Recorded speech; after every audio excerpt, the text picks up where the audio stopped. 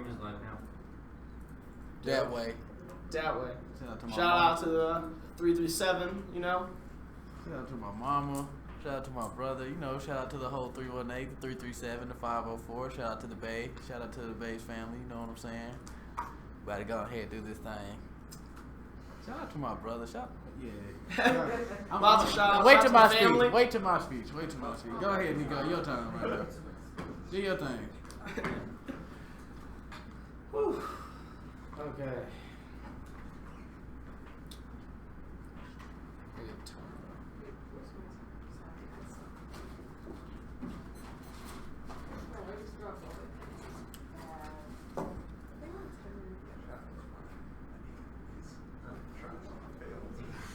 Jack, you got a timer on you? I have an extra one. Oh, no. Oh, yeah. No, go on here. Yeah, Shout out to those resisting violence in the clearing.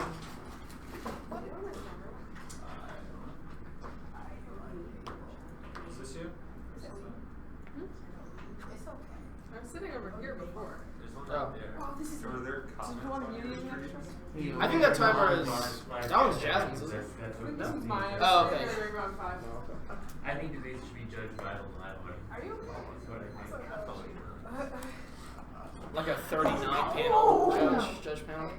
I don't want that because in our last debate against UCO, the comments were rooting for UCO, so I just. Not really, though. At the top they were. Anyway, okay.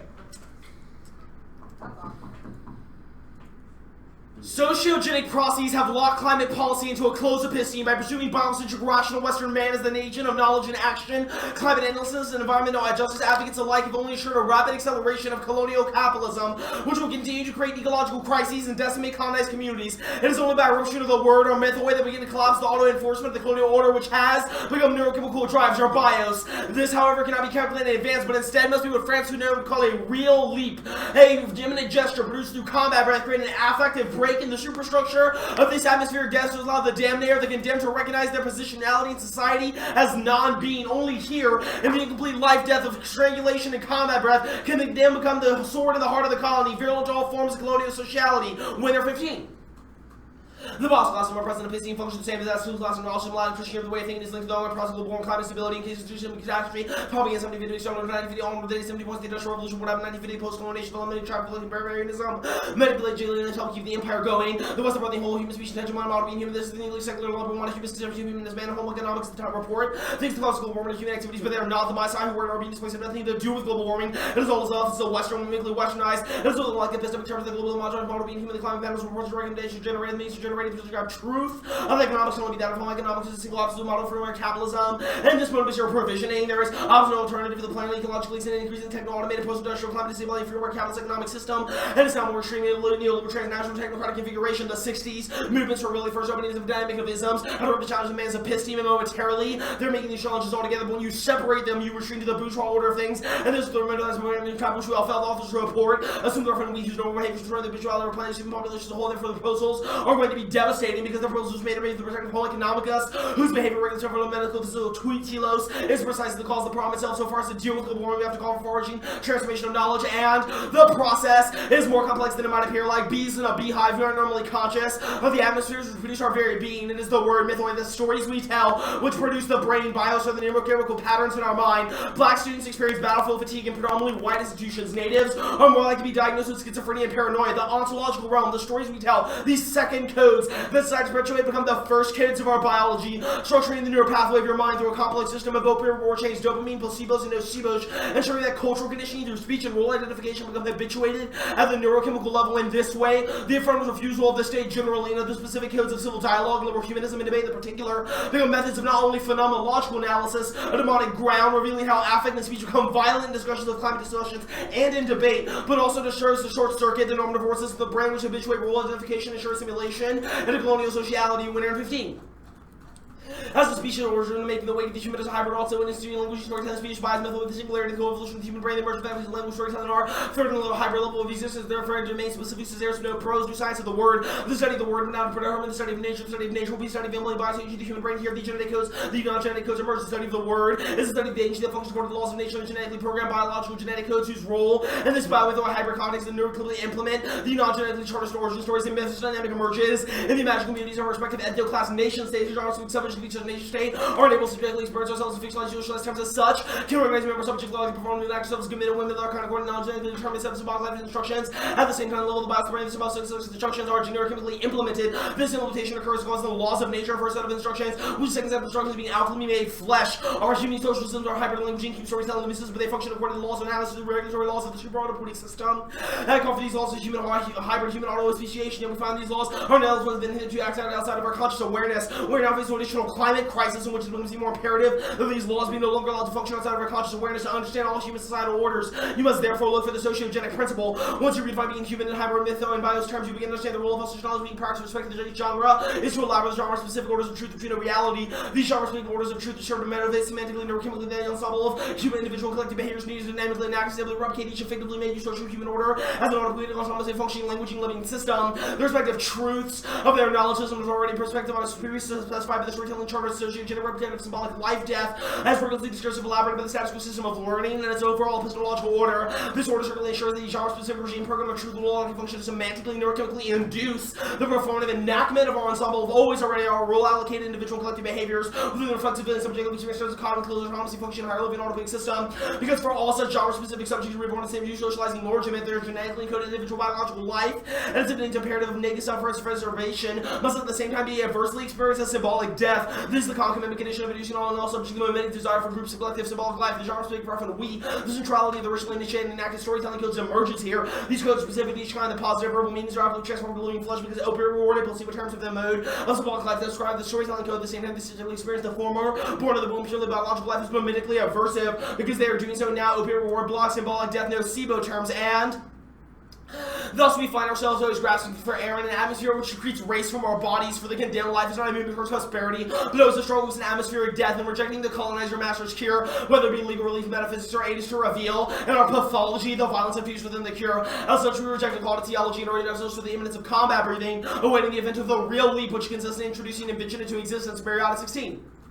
The colonized not life is a blossoming fruition, but a permanent struggle against an atmospheric death, this omnipresent death, in which multiple acts of resistance are not so much a refusal of life, but also human response to close contagious death, a resistance to colonialism instituted marked by the incomplete life death. The colonized knows the promise of the cure that the law of colonialism reaffirms itself, whose this life and incomplete death, the rawness towards the pathology is revealed as discourse of a cure, which is sustained by force and violence. There's something wrought between the racialized body that infused the cure with an element of violence and compulsion. The atmosphere of certainty, uncertainty, defining the body affords an example. The material plasticity of that atmosphere is secreted in the body, which is blown apart, disentended, reassembled. A body which assumes its affirmation as its injury becomes unspeakable, simultaneously performing delirious disorder and conserving desires undergoes torture, and the seeming infinitude of total war. And it's not easy to describe this multiple ancient bodies. The dialogue reversal, rather, its structural location not to decode, but to overcode, to overwrite long criminality, resistance completes with the advent of decolonial war. The problem with this reading is the notion of resistance is projected as a telos rather than grasped an event that sees all such narrative, less conceived the incomplete death that seizes this life, this body, as the very thing which refused to be exhausted by categories of resistant pathology. We will fail to read with no means the permanent hemorrhaging, which no art politics can because the movement is history. There are a few categories that which should not be made dirty or hysterical, and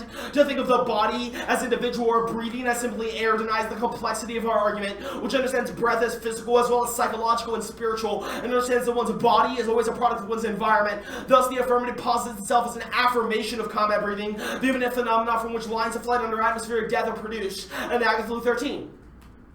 Anamaxi said it is breathing not simply air that individualizes the human being, so an activity of breathing provides physiological, psychological, physical to our spiritual life, but in this sense, it is a force, a life force. What happens when this breathing disruptive violent means nothing less than the ontological slaughtering, unless one presumes breathing is only reserved for the colonized, who do not hear the breathing of the slave of the colonized. The stability of the colonizer's being is directly connected to the native solutionary whitening, that is, annihilation and ontological suffocation. For this antagonism be disrupted, the theft of air required for stability, violence is required. Decolonization is obviously a program of complete disorder. Decolonization is the meaning of two forces opposed by their very nature. nature, the native and the settler old acquaintances. In fact, without political ontological antagonisms, there is no coherency, property relations, juridical civic formations, direct theft is not merely theft of land and labor, the mere breath that keeps alive the ongoing relationships and ecologies of being. While decolonization emerges out of these antagonisms, its constitutive energy is the combat breath itself, the disruptive force required for transformation of the technology of war for code rights. How can now one wage war on someone's actions possible to kill them and sentenced for well and be killed? To combat the theme of racism in the 19th century war, where we've seen one improving one's own race, but a way of regenerating one's race, such as the material construction of whiteness. But what is the temporality, spatiality, this racism, for the struggle, for becomes just a tool in the hand of the racist, but race justification on the basis.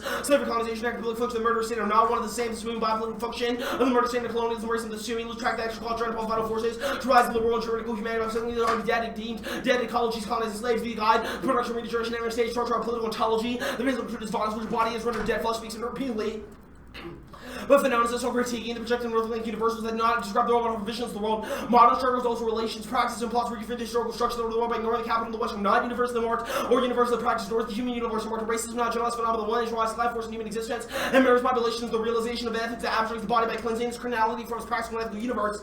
He writes, I have no wish to be a victim of fraud of a black world. There's no white world, there's no white ethic anymore, there's no white intelligence. I am not a prisoner of history. I should not seek there for the meaning of my destiny. And the world in which I travel, I'm aimlessly creating myself, but I have the right to allow this latest fragment to remain in my existence. Phenomenon reminds us that creating the world needs more than just work and epistemology. It requires hearing one's combat breath, generating a copious flow of energy, transforming one's fragments, sustaining one's existence in a colonizing world that desires nothing but suffocation. Okay, so the one I see is identifying some kind of institutional built-in harm that exists. How does combat death kind of disrupt those broader structures that you've identified as problematic? Like, is your question just like, how does combat breath change the fundamental superstructure? Your solvency mechanism is kind of like some form of disruption that happens as a result. Sure, so I think this argument boils down to really like what is the benefits of the affirmative, and I'll name three that I think are important. The first I think is that it provides a sociogenic analysis of global warming and climate change that is particularly apt at our current moment in terms of our configuration of techno-capitalist markets. The second is I think that the insertion of breath is particularly important because, as our winter evidence indicates, there's a type of mimesis that occurs with our identification of the state and also kind of liberal juridical forms of humanity that is as implemented at the neurochemical level. The kind of break with this requires a short-circuiting of that habituation. The third impact, I think, is a phenomenological analysis of the way that debates themselves become violent against people of color in the debate and cause exclusionary and inaccessible methods to types of education that are often colonial and themselves lead to internal colonization. So do you think that there is a component of the act that prescribes a method to change some of these harms that you've identified, or do you think that the act should win just because it provided an accurate analysis of the reasons why? Well, so I think that this kind of creates an artificial divide between theory and praxis. I think our winter evidence indicates that the type of habituation that occurs because of the type of word and stories that we tell. These type of analyses do not occur in kind of an abstract analysis sense, but rather occur at a type of biological level that has to be disrupted by performance. A method of analysis that you've prescribed to be important. My question is whether or not that analysis has to have some potential to resolve the. Sure, I think that's what I'm trying to say, is that the analysis itself is not divorced from the practical and kind of lived experience of speech. That the winter evidence indicates that role identification and speech become ways that habituate role-playing and state identification at a neurochemical level. We think that that's not just an easy breezy impact, but is in fact a way that the colonizer interjects a superego within the colonized that has to be disrupted.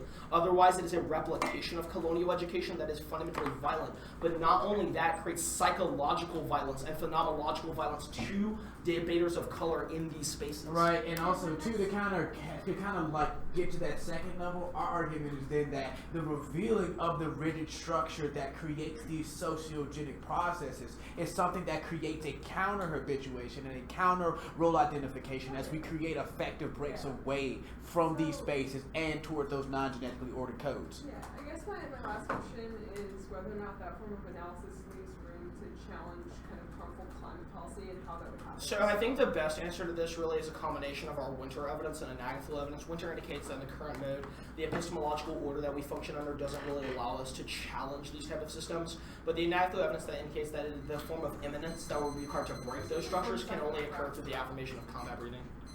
So yeah, combat breath.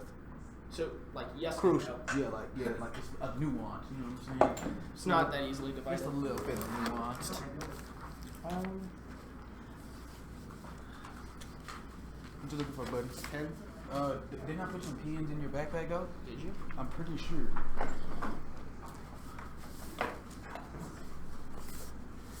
Yeah. Give me another pen. Give me like a gel pen. I think I put a blue in there too. Like there's an orange one or some shit. No, Whose Sprite is this? I have no idea whose Sprite that is. Is it? Take a breath. Yeah.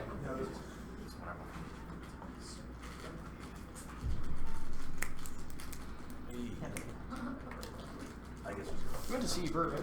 Who? You. Yeah, I went to see Bird. Oh, they asking on the YouTube thing? Hold on, let me go on the YouTube thing. I feel like that's pretty easy. But so yeah. I want to see what they talking about. Hey, come here real quick.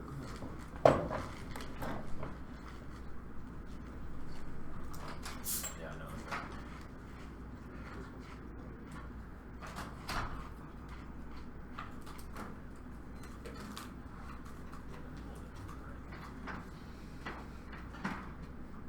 I think it's 10. Okay, cool. How much Sprite left? Oh, except 9, 10. 9, 10. How you feel about it? Can't hug.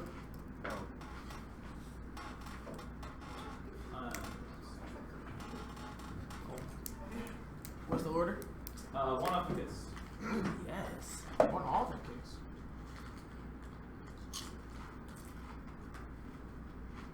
To be honest, I thought we'd have to have a kind of Is there fake like captivate. is there like a specific spot you put the case arguments on, or you just flow them straight down? Just straight down. Solid. Your name's Ezra? Yep. Alright. Biblical. Yeah. Scott of white races. Problem.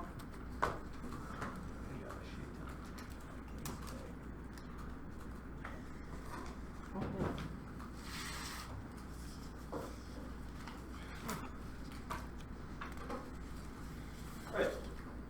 We're good? Yeah. Yep. I guess not. Sorry. You good? Take your time.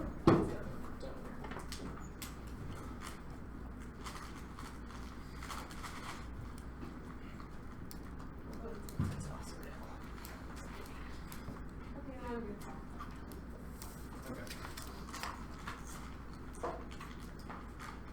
Topicality, firmness must refer the resolution through an instrumental defensive establishing a domestic climate policy, including at least substantial increasing restrictions on private sector emissions of greenhouse gases. In the U.S., restriction requires the legal limitation. Supreme Court of Florida 17, the world restriction, the word restriction to combat vessel service speaking of within house regulation has a different signification, limits, or interpretation of debate centered on a static point is better than their model of limitless affirmation creates the conditions for rigorous educational discussion, argument testing, which makes us better political agents. That model of agnostic discussion does not require uncritical race of hegemonic norms, but says that they should be constantly contested. Their politics constantly relies on the same level assumptions they criticize. Reading 15, we make mistake, we assume that only options of delusion appear universality, universality runs anything else, while we must continuously interrogate our principal social agents, collaborative forces, perspectives, judgment, compatible views, because current historical prior norms, system can accommodate the net to rethink our founding negotiation aid, priorities always moving to reframe the battle, treats everything of every ethical closure is provisional reflection, justice, valor, rights, which enables political argument, collective decision-making, public action, which deems indispensable for remedying justice possible to admit the insights of contestation, closure, and binding norms that enable ethical political decisions, such as projects relativism, enabling government judgments and political intervention without blocking the context of such judgments to do a fixed immutable definition of the fact that a norm does not correspond to reality, no reason to suspect that the for normativity rises because human special reality in the light of principles that transcend that reality, not reach that opposing power is a matter of negotiating method and haphazardness is rise from the rejection of agency, reluctance to the arrest of social rules, standing about hegemonic makes it difficult to envision social solidarity is complicated and flawed participatory power may be it seems still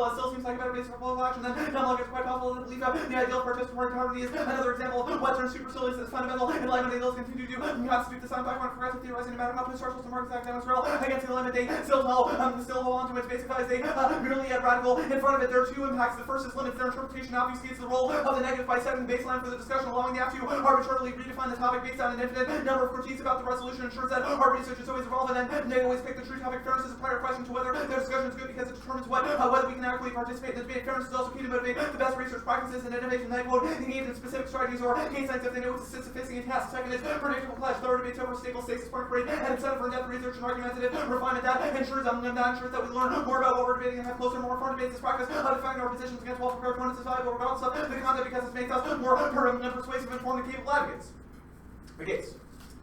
Sociology cannot explain all environmental destruction track according to it can the story be ecological true by humans be thought of simply as a story of modernization and the modernization in terms of the story the movement falls the story of very important differences would be battle front resolution that story the ecological overshoot from the requires as well as human details of interhuman justice human that history zooming in and zooming out or generally which be different tales perspectives and different levels of abstraction one level of abstraction so cancel the other or render it of no rendering valid but my point is that the human story can only be told from the perspective of 500 years of most capitalism while the ecological overshoot of humanity does not make sense without the reference to the lives of other species and other species and that sort of human species too. This is talking about the story of capitalist depression, winter's pessimism towards humanism, lies in exceptionally conflicted and fluid history. Cunningham and 16. We should focus on the manuscripts working on unreliable structure. Metamorphosis offers any insight into the background of winter's critique. Humanism demonstrates that she arrived at critique after working for coherence. So over the center of the question is what aspects fail to fall in line with her later critique. Point to a different the different conceptual horizons. We can say that this possession is simply overridden by humanization. What happens when the struggle against this possession versus the struggle against exploitation of capitalist exploitation to pursue this possession? I am arguing that there is no way around the inconclusiveness and undecidability that the structure of the manuscript, the professional character established the expensive efficiency as this constitutes a feature that conveys a more general indeterminacy that structures the document forces us to think about the stakes involved in reading a work in progress. It's possible to endorse a contingent reading of human action that appropriates humanist principles without subscribing to abstract humanist ideal. Smith in 322. Anti-humanism focuses on several fronts. What it is a critical retrieval. We read how multiculturals reproduce the same errors, racial scientists, none of the same way from the positive aspects of analysis. We have to utilize a highly nuanced approach from concept of an essential nature. It's not descriptive, but in order to understand humanistic framework, it's possible to resolve the inherent contradictions. It's possible to formulate a new theory of social pathology without social pathology without endorsing abstract humanist movements. I argue that it is possible to so without losing the significant importance of humanistic underpinning. It does so quite explicitly attempt to reformulate an alternative critical humanism, not in an abstract theory of danger, but in an interdisciplinary research that bridges the gap between the empirical and the philosophical reaction. They establish more freer course of dynamic, but in any case, its reaction is a testament to the existence of the mediating application subject. We can concede in offering alternative comprehensive foundation which supports the subject when the pathology of pathological society and the concrete possibility that the concrete possibility follows will have rescued suspicions. Accepting the precepts of liberal subjectivity is essential to practice. They're inevitable in the aphorism reinforces an inward-looking neoliberal subject. Chandler 16. I wish it was just a matter of picking up some history of the subject and picking out which when the one who in the string of the liberal world the subject is degraded. I've also tried to argue that there is a material basis to convention engagement, a material basis that defeats the basis that defeats the political struggle with the liberals and progressive content. The only alternative one that can give expression to a rival of those aspirations without a material struggle. Another world may not be meaningfully thankful to nothing alternatives that come from accepting world and retreating into representative apocalypses could only create atomizing subjective worlds drawing us apart and dividing collective being and discouraging material possibilities while the neoliberal front come on second this use after it can be possible at the level of the individual. This is the case of pure subjective sense of the problems are in the world and our head the continent red hell draw a line and struggle against neoliberals name they force us to remake the world other and remake the human complicated in terms of collective constitution building on this problematic thing can enable us to bless the necessity of transformation of the human subject to resist neoliberals in terms of reflexivity and external limits. Recognizing humanist rationality and climate debates is essential to combat violent neoliberalism. Assuming sociology and underwords all discussion leads to relativistic equivalence between competing paradigms of the world. Reason 15. Since all knowledge is constructed, there is no reality competing paradigms are legally valid. This attention is wrong-headed humans construct at least how reality relativistic equivalence is a constructive fixed in some context and not true because they're privileged or privileged because they're true in many social contexts or illusional social contexts that the real phenomenon or have conceptual models which are model will be supported by financial evidence true or construct and construct better maps that more faithfully represent the world and faith believe in illusory consensus and consequential defenses is down and can of faith nations how society conceives that the economy really matters operating for relativistic no realistic and academic power may be the key to survival of global civilization human enterprises may from an that we extract from ecosystem ego to a finite entity with variable regenerative and the waste capacities. Their theory of the word determining sociogenic development is also reductive Lester into the process of the racial objectification of colonial frontiers development much more than language phrase needs to be approached as a robust determining of particular concepts of special representations bodies but as physical events towards as simply one component entering the revelations of exteriority of a variety of other material expensive components and parts of coding and decoding and the specialized ends of profession bodily appearances often taken to be the raw material of analysis argues that there can be no predistortive encounter with the body or nature of phenotypes and linked to particular history one in which invading Aristotle distinguished themselves that's marketed themselves their use of mathematics to explain the construction of concepts the concepts of life obscures complexity in that construction for in that it's unclear that Mimesis provides anything like an orientation for Greek Mimesis is a lighthouse on the horizon but perhaps perhaps Mimesis is a link between that critique remains under theories we complain that the process to get a thing allows for the emergence of recognition of true Mimesis we would need to know about the thing that allows us for this recognition to emerge we need to know some internal logic claim about how to direct things the very idea is undermined by an orifice which is a suspicious finding constant claim even if one critique in which anti-foundationalists need to address the issue of how to place itself that almost on that most he can give us our illustrations post complete discussion penalty of subjective since it's unclear how even on its own for something conclusion necessarily follow from is from its negative dialectical method. That's marked as method. Their theory of a self-enclosed model drives its wrong Smith, and three times from correct responsible libido, and the death and psychology advanced so far beyond the biological model, the psychological moment is conceived as a autonomous self-enclosed plate forces the more completely the subject is drained of subjectivity, the objectless subject that is from back on whom himself resisted to an object that amounts to no more than equation of the level of force that the psyche must be dragged back into the social dialectic drives do not operate in one direction. There are inevitable breaks and fractures that disrupt their biological theory. Johnson, in Five, the individual tends to be portrayed as over determined before it fails to discover the conflict within each of our jobs, weakness of the assessment stages for sure by an inner antagonist that is a liberating aspect of the strides are dysfunctional steps which are able to act, otherwise the contradiction drives with common confidence and drill to the local economy of the precise places where freedom has a frame message change flashing existence such breakdown of the drives of clear space for the sudden emergence of something other than the continuation of the default run of things obtained of the economy's signal capacity to be autonomous humanity free as it is free insofar as enjoyment is never absolute. Specifically, their thesis of an elective affinity between liberal humanism and racism is reductive jockey and 15D to political hypothesis overdrawn to put it cautiously also tend to conflate the liberal and democratic theoretical abstinence is perhaps why no why because our ambition would force them into a church with philosophical speculative feminine still find the elective affinity hypothesis and not really implausible no structural homology connects liberals and racists and levels of has collectively political doctors and the doctrine that the only purpose for which power rebellion exercise of rank this is easily seen as racism as the exact opposite of nothing in liberalism as such point to the complementation by racism by both are extrinsic to one another. This is not to mention the inherent contradiction between practice. Liberalism can be historically allocated because both are related to different questions, but the relationship between the two is inherently is entirely contingent. That there are other ways to resolve the boundary question. Their solvency method does not solve Baden 13. The terms of conventional collective action twisted to discover different kinds of factors associated with micropolitics and everyday resistance as a popular idea. The notion of resistance comes to stress that power not in binary opposites but decoupled ideas of controls. We are we not distinguished between large collective action and individual ideas, reciting poetry, private networks, subversive sounding, and armstrong identical values. Should we not expect unequal affectivity and implications from such different acts of resistance, price, confusion, and words about oppression with acts of resistance against such an understanding felt to capture the extremely complex and polite comments operating within systems of power. The centralized notion of power underestimates the state power nobly and its decision since it fails to see, although power circulates its testimony evenly in some places, it is far more concentrated than others. Consequently, the act of resistance flowed around aimlessly and unknown uncertain available universal fee and result of an unsettled accommodation within the existing power arrangement. Good. Yeah. Okay, cool. So my first question is, what is a drive? So a drive, at least in Freudian terms, from my limited understanding, relates to kind of, I guess, his biological theory of how the mind operates, the ways in which libido would cause someone to your Smith evidence is making a distinction between libido and the death instinct. Also, what's the death instinct? So the death instinct is that people seek their own destruction. Really? Okay, cool. Why are we Freud? That was never the argument. However, you did So, forward a I guess biological model of the brain. Okay, so why is the biological model of, say, Winter, which your card says Marcuse's use of the Freudian biological model, so why is Winter's sociogeny the Freudian biological model? Our argument is that the brain is not a self-enclosed play of forces. Yeah, that's not what that Smith card is about. My next question is on the Chakrabarty evidence. Yeah. Can you point to me a word in here that says sociogeny at all? Yeah, sure, it doesn't, but the argument it makes you is control that we can't understand. Sure, I actually would like you to read me the line that that you think is going to make the argument you are about to make up. Can the story of ecological overshoot by humans be thought of simply as the story of modernization? The more involved story of differences would be thought of a matter of final resolution. Yeah, that seems like the difference between man 1 and man 2. So my next question is based on this. Is it possible to endorse a contingent reading of human action and humanist principles?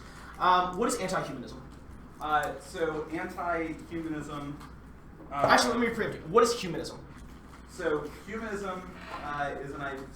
First of all, I don't think cross-sex should be entirely just like... I think you should be able to tell me what your argument means. So what is humanism? So you're literally saying here that we can have humanist principles without striving to act on humanist ideas. So what is humanism? The argument this piece of evidence makes... I don't want to know that. I want to know what is humanism. Are you just not going to let me talk? Hey, I'm tired of white people telling me what I needed to ask. What is humanism? I am explaining the argument... I don't want to know that. I want to know what humanism is. Humanism is a theory of how subjects operate and how they should act. What is that theory? That theory says... Move on. He doesn't know. He doesn't know. Recognize intrinsic commonality between each other. That's not okay. No, my next question has to come with what is rationality? I really don't. All right, he does not. Okay, cool. So if you're just not going to answer my questions, I'm not just going to be a dictionary. You can't tell me what you're.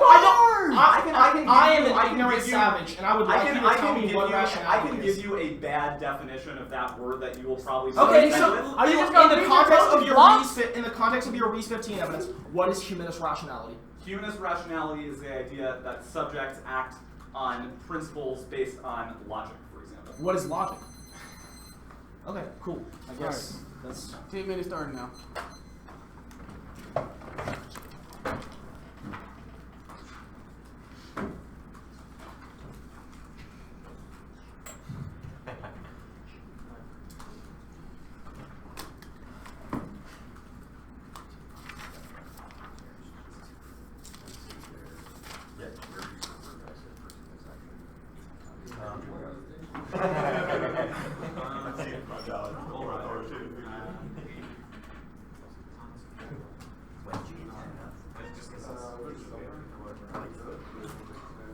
You know about the. I've done Panther on back.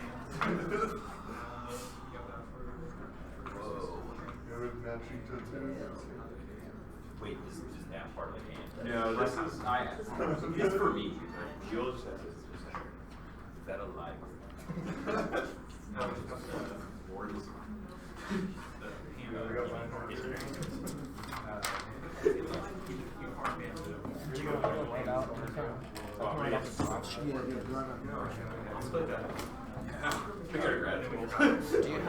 Do you have winter shit? Yeah. Okay.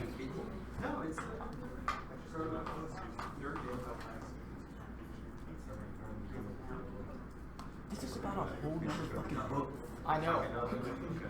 I'm aware. Yeah, I don't want that. Okay, yeah. So we just start playing Sure.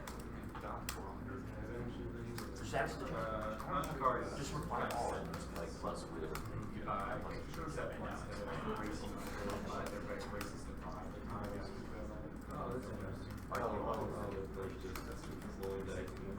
well, and then whoever bought the right stuff.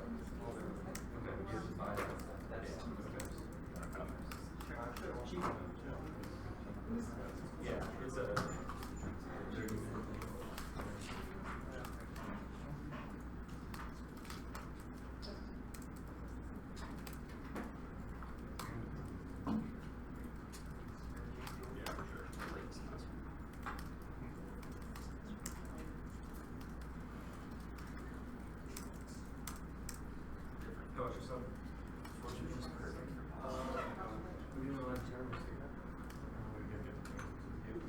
I played that once. Yeah, once you get it, it was pretty ridiculous. Like, keep defending like for an hour and stuff. You got the card, and then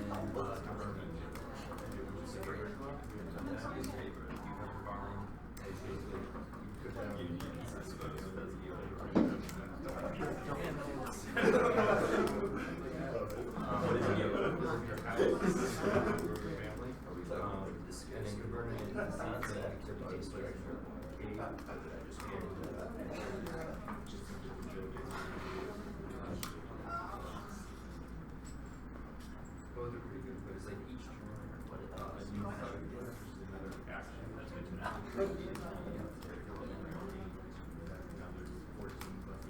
Each action, so it's like your choice increases time goes on. I really like resource management. Just letting you know what to do.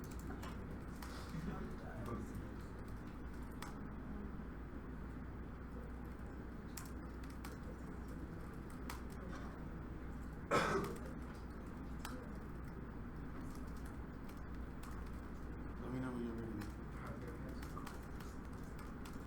Why don't you our record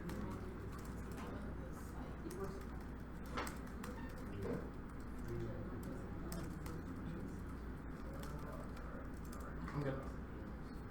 All right. Stop prep. 548.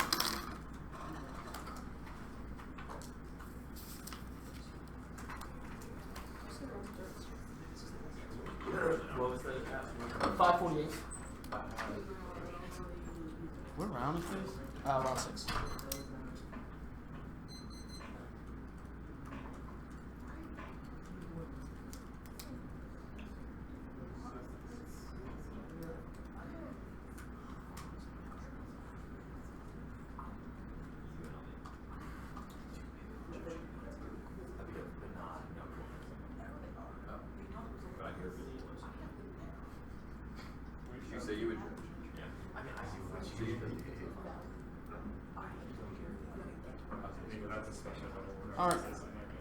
Oh, absolutely.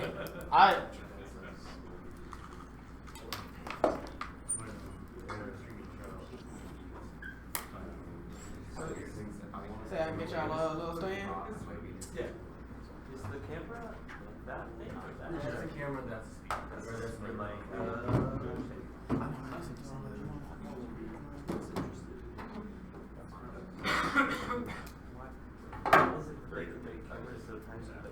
The most interesting thing is seeing how many people will just watch me sit there after the round's over. That was really disturbing in the UC Road round. It was like 20 people that were just watching me. It's really weird. I love the comments, shit. I like the comments. Hey, where's the restroom? I'm sorry, before I... If you go out to the right where that main desk is, they're like right around the corner from me. That's opacity.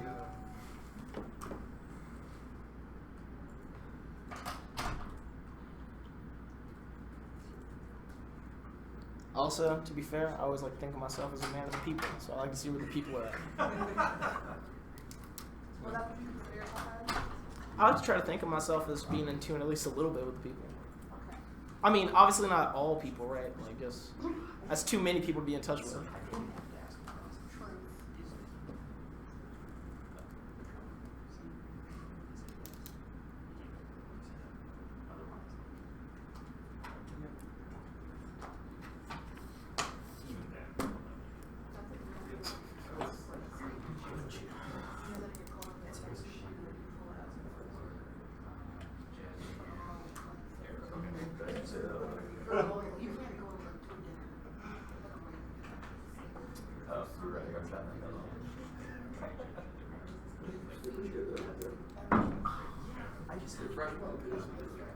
Yeah, that's all. I think there's. I didn't know the difference.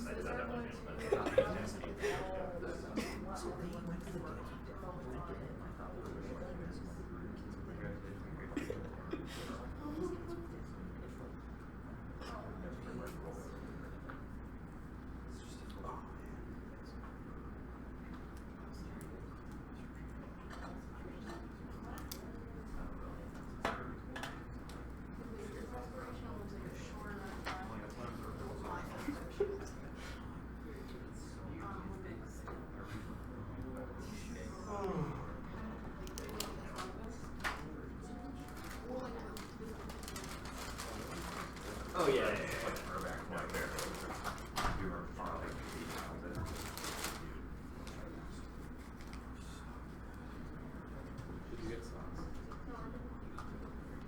You can just throw it up on space though. You Yeah, you're so welcome. cost me a couple of $1,000. Whatever. We don't have it. What's up, Darius? Whole room, boy. Yep. Check your review. Hell, You want me to just put it right here? hell yeah. Damn. I'm talking to y'all. Shit. It's gonna be cased in our framework.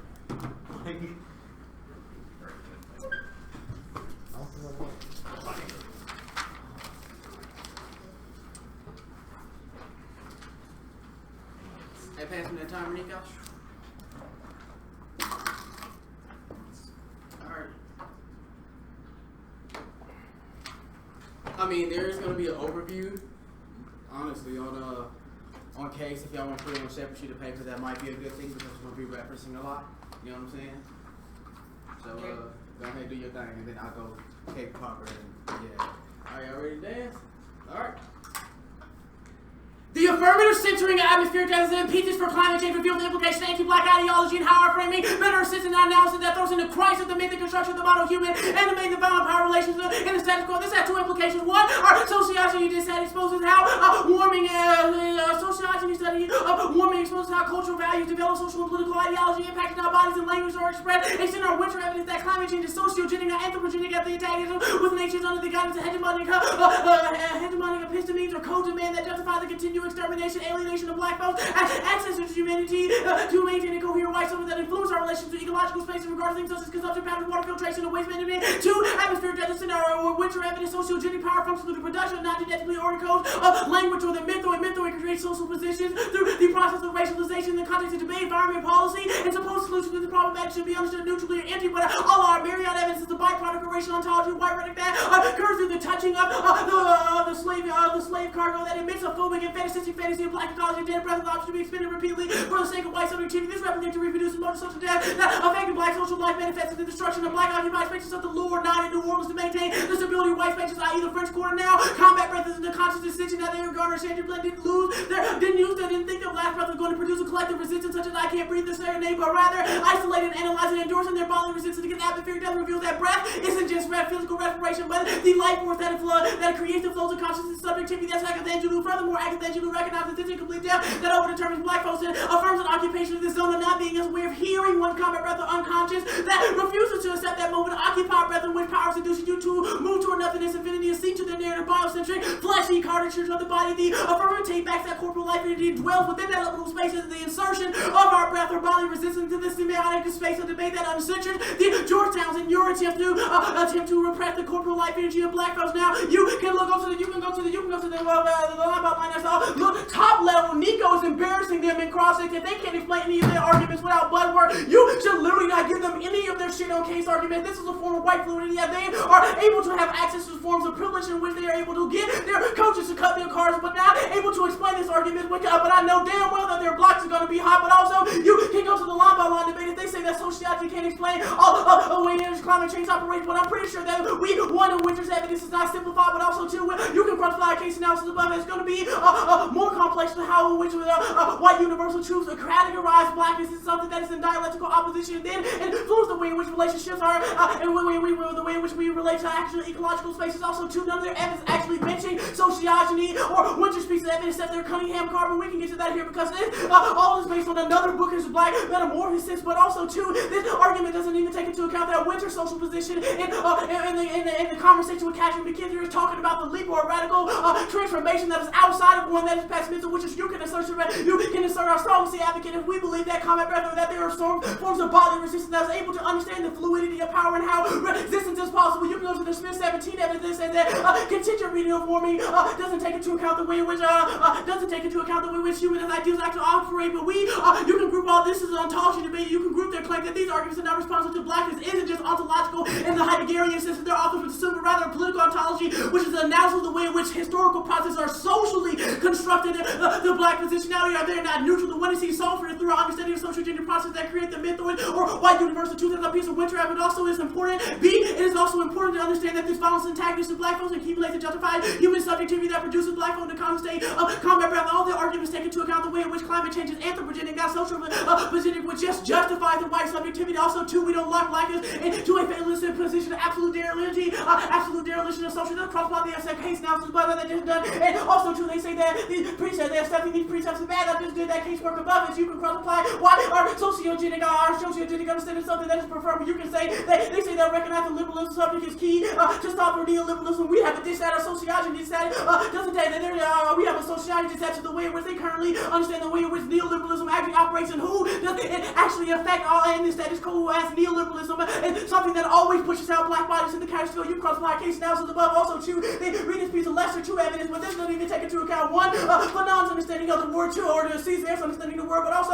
our winter evidence as well. They read this piece of non-evidence where we can talk about drives here as one no link. This is a Freudian psychological, which is not our argument forces to contextualize what they are talking about, whether or not the dress out existence relative to sociology. Two, interpolation is have the ability for white diversity to interpolate, misread, and make fungible black scholarship is exactly our fucking argument. It's a form of epistemic violence that returns the black mind to itself and distorted. It's not a simple we misread it in their argument or explicitly Freudian. We do not cite Freud anywhere through this turn. You can turn this argument. This also answers this piece of Smith 17 evidence. That their cards are this card forwards Fromm's reading who agree with Freud's biological sex. This card goes affirm because it gets created to biological psychology. Their Johnson evidence is the same way, because the affirmation of the drive is contradictory requires an a priori affirmation of the drive as biological nature, which is what our piece of winter evidence probably be doing the best. Also, too, their piece of Joppa evidence talks about liberalism and liberal humanism and racism is subjective, but you don't understand the way in which we understand that racism is something that is a fluid process. It's always something that is accumulates over time as we move from segregation to neo-segregation, as we move from slavery to Jim Crow to the convict lease, from slavery to the convict lease system, from convict lease system to Jim Crow. These arguments don't take into account the way in which blackness is something that is anti-black or something that is fluid. They say read this piece of Bay evidence that said that when our sovereignty advocate doesn't solve, but one, you don't understand the way in which our myriad evidence provides a telos to your claims that you think that only pragmatic actions are able to solve, which understand that resistance is something that shouldn't be understood or locked in a telos with a starting point at any point that assume that blackness is something that is not an antagonist relationship. You can cross prior analysis above, but also too that their argument is only understanding the status quo relationship, the way in which we engage climate change and go to framework. Hey, wait, real quick. The Verdun evidence is in the context of Adorno, which is not. Oh, yeah, the Verdun evidence in the context of Adorno. It's not in the context of our fucking argument. Go to framework. When we meet niggas and savage build this nation, we are literally core of the topic to the role of judge in this debate to use the ballot and symbolic evaluation of which team which creates an ethical habituation role identification, the colonizer position of death itself that grants all the coherence to the world. They have not literally answered this argument. That's our piece of winter, and I can send you evidence. And also, your role of judge and educator, get back here bad thing and try to deputize you with the notion of jurisdiction that's Snyder away. And the present of the logic that black citizens are the destruction of civil society there is something to organize the black position now that makes a civil destruction of civil society in order to maintain the subjective position with respect to black and the white supremacy unable to malicious fear upon the black body too, so prevent it. Reject an alternative version of the economic system within the framework of discussion. The resultant silencing of black voters whose life experience a direct contradiction with hegemonic construction of economy. There's no space to analyze racial structure that frames economic modes of regular relation to opportunity, engage in dialogue for self-affirmation outside of these parameters. In the greatest death of white supremacist mode of social reproduction, market reproduction, 3 counter-interpretation, FUBU, the affirmative should relate to the resolution. Immediately not instrumentally, our counter-interpretations all the internally to the disadvantage means that imminent relation in response to the resolution must respond to those respective modes that are created both in by this and of the resolution, which is the mechanism for the continued existence of afterlife for slavery. Under our interpretation, there cannot be infinite relation to the resolution because the affirmative must respond to the atmosphere that must be that were produced by the resolution, and we can even provide a counter model for you. Antagonist framework is better than fostering agonism. That's also denied. Agitation, construction, opposing framework encourage conflict between them not to achieve consistent through deliberation, but to foster two hostile care by dividing the public sphere into frenzied enemy, radical and plural democracy, preserve the middle class to dominate with political voice. The aim of anti-slavery was not to moderate but to sharpen it. Whenever there is a war of ideas, each tongue takes a side. There's no neutrality, abolition, agitation, crystallize politics, to right and wrong, and force people side of liberal diagonal theory to moderate approach to demanding to expanding democracy, and also too we have culpable disaster their interpretation with ontological suffocation, atmosphere prohibition such as limits or constructive reproducing, reverse fantasy of the civilized mission to securitizing clinophobic anxiety of the slave and the colonized to separate debate from the atmosphere outside of these walls across 5 pieces of myriad evidence and environmental intellectualism, since from false code, the political, the theology, reform, creates the middle, and okay, alright, you don't even have to go to that argument. We can go to the my pieces they said because they have not yet to answer your piece of winter evidence, truth testing, procedural fairness, even thinking in the logic of slaves, not neutral religion, but rather operate within the non-genetic order codes that are based in bias with hegemonic understanding, ecological space, and operate within those codes colonized body performing same type of colonial mind in which they're educated through the empire, only certain that have internally colonized their population. This is the same kind of model as the Roman Empire. All the elites are purely subordinated population were educated in Roman imperial schools, and so these biomedically educated elites proud to be incorporated as Roman citizens had helped to keep the Roman Empire going. Framework is no different. They just don't use it to learn about the state. It makes us become the state. Right. Why does our interpretation necessitate anyone becoming the state? Right, our winter evidence, or if you listen to what Nico's talking about, the way in which sociogenic processes get actually internalized at the neurochemical level. We talk about the way in which words or codes or language actually operate and express themselves. We say that the affirmative has revealed your libidinal investments in one whiteness or hegemonic code domain. I'm asking about this specific argument. Yeah, why that's does the our explanation. Model create this sort of internal yeah, sure. I mean, if you're not going to really listen to Darius, here's like another way, I guess. Our idea is that you can see the winter evidence, which indicates the way in which the neurochemical patterns of like habituation occur through the affirmation of particular social codes. Your model promotes neurochemical patterns. Right, like I guess opiate and opiate rewards. Yeah, opiate and dopamine systems. I mean, the way in which reward and pleasure principles actually operate, right? In which we begin to continually create habits So you're saying, You're like, when people hear continually, this like word people stages continually or voting piece you of up on dopamine framework makes you- just allow for you and to justify its Okay, competing so against us, right? one, I guess- don't appreciate your condescending tone. But Like, secondly, can I the have a argument is question? that the way in which dopamine functions, right, is not like, oh, you got a pleasure boost, but rather that we tell stories that tell us what it means to be good or bad people. When we act like good people and we're socially affirmed as good people, that makes us feel good about ourselves, and so we continue to act in the way that has So been socially affirmed. The next question I have, the Schneider card talks about two situations in the classroom of Miss Fox and Mr. Keynes where students were spatially and vocally excluded. Why does that apply to our interpretation? Right, our argument is that one, topicality always already presumes an exclusionary definition, i.e. that our model of debate, our affirmative should not be something that should be read in debate, or two, that it does not follow within the procedures of fairness. Why does that replicate what seems to be a actual silencing by Miss Right, Fox of a number right. of students? Well, one, that's cross-sex, but also two, I mean, all of our arguments are talking about the way in which silencing also functions through the processes of ballot, i.e. if they vote for the negative in these spaces or in these debates, those are libidinal investments in so endorsing a framework and negative, etc. a negative ballot devalues and silences what was spoken in a debate. Why? I mean, well, I just explained that above. I mean, did you miss all of my arguments about the way in which language operates? About the way in which so I'm not necessarily sure about All right, why so- signing a ballot links to that. Yes, same our argument is that theory. ballots actually represent something. They represent something in the symbolic order, or they represent something to the debate community. Our argument is about the way in which, when judges vote a specific way for a specific argument in the context of this debate, we are making arguments that one, framework is the extension of hegemonic codes of man that does not take into account the way in which it always already excludes black bodies. Two, the way in which language and rhetoric actually operates in the status quo. Framework would always provide measures that would exclude black bodies from actually debating the way that they want to. I need a second.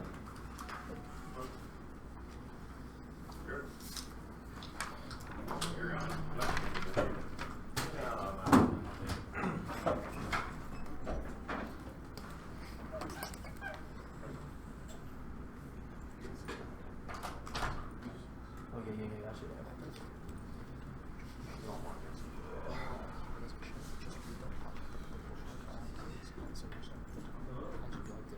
Oh yeah, I should have.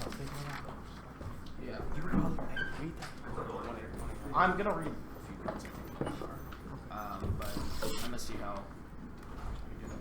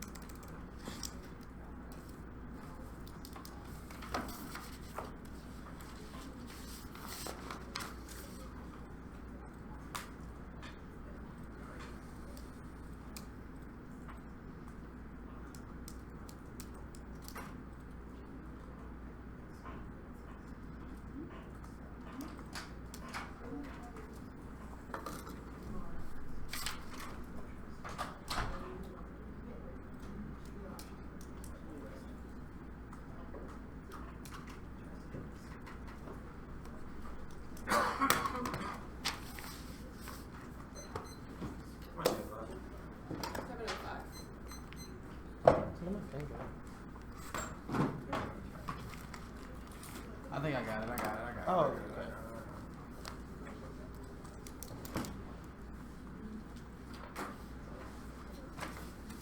Order?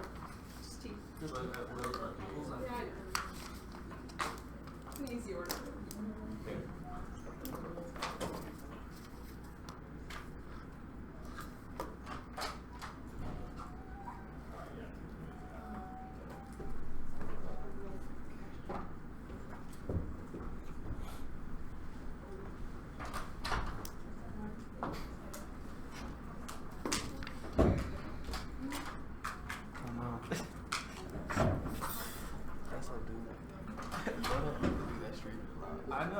I know that.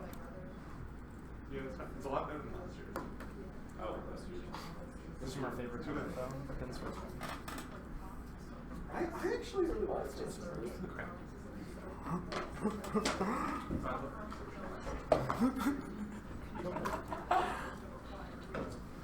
Everyone set? No. Is there overview? 30 seconds. Okay, try it now. Oh wait, it's the whole to the sea. Okay, so He cuts the case cards.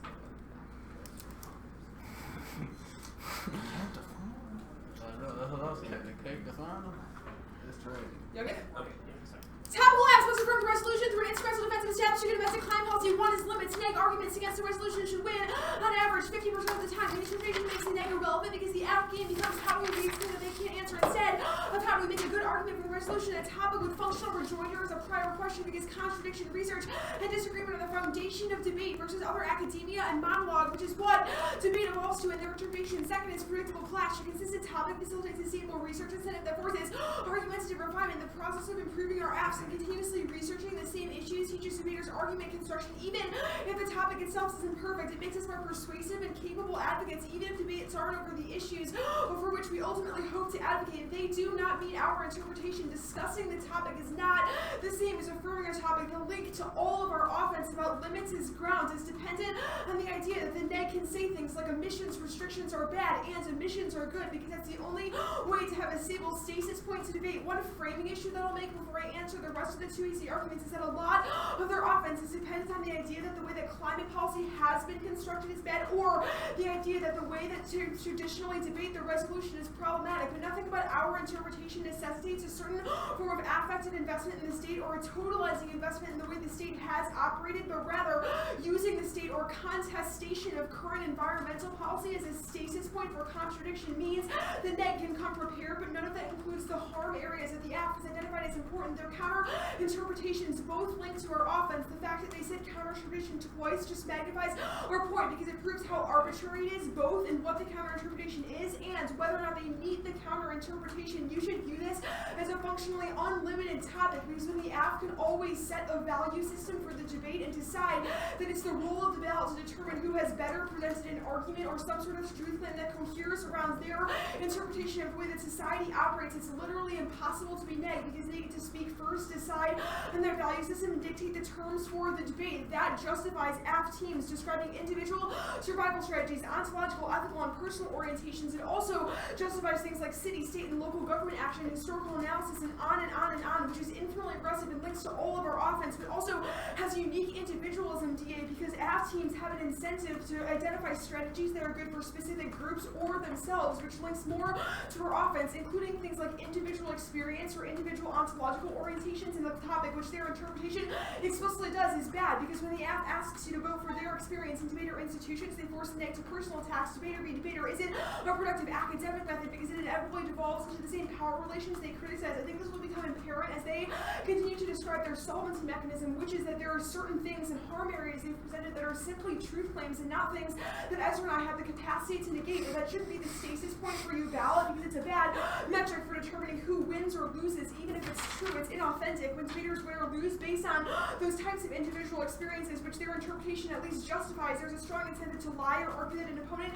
is lying about themselves, which links to all of their offense about exclusion and individual violence. Their next argument is the Schneid card, but there's no link. The process for debate isn't silencing individuals. They might be right that there are structures, and they definitely are right that there are structures that are racist, sexist, classist, etc. that determine the way that classrooms operate and structures like debate operate, but nothing about our interpretation uniquely rectifies those structures, which should be your threshold for voting on any of these harm identifications, both with the debate community and with the way that institutions operate. There's a topical version of the app that solves a lot of this offense. You can propose non-human-centric climate solutions to challenge the colonizer and an obsession with biological death. Their harm areas are a critique of current climate policy, but the resolution is durable and malleable, giving the app the opportunity to challenge government knowledge within the confines of the topic. Another example is an app that preserves the climate for the purpose of nature as opposed to human life. An app that proposes the government shuts down coal plants because of their social, emotional, and physical effects on communities and beats disads with arguments that we should refuse traditional humanism and biological priorities, ban pollution, energy shortage, deaths don't matter because the natural environment is more important is another example of a radical policy with the potential to incorporate their offense but leave room for neg contradiction, and just demonstrates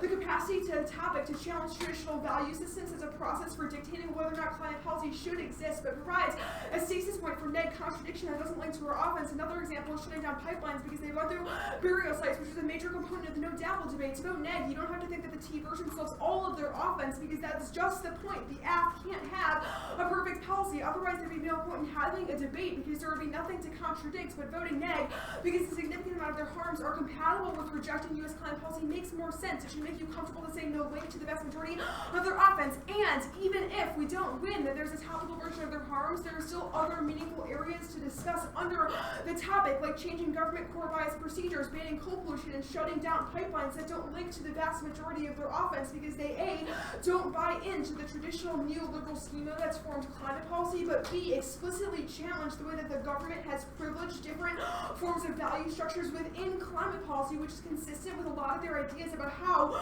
we should disrupt climate policy as it currently exists. I answered their counter-interpretation above. It links to all of our offense, and all of the above answers apply. Their next argument is this idea that limits create some sort of anxiety or links to their offense, but there's nothing intrinsically bad with limits. Something's bad with limits when they limit individuals as opposed to limiting different forms of argumentation. Our argument is that it's possible to have a consistent stasis point for discussion without including things like harms areas, strategies, or disruptions to traditional modes of policy debate, which largely solves their education and including different forms of offense, but does not link to any of our offense about the way that limits operate and the capacity of the neg to contradict their app. Their explanation of their solvency mechanisms and reasons to vote F jive well with their argument. First is the idea that analyzing power structures and repeating that analysis is sufficient, but links to all of our offense because it forces the app to identify a harm but not propose a solution. Harm areas aren't inherently controversial, whereas solvency mechanisms create ground for contestation and debate. Their argument will be that their solvency mechanism is speech and mimesis, but that's a tautology because it essentially amounts to we solve something because we've said that something is good, and if we contradict the idea that creates a coherent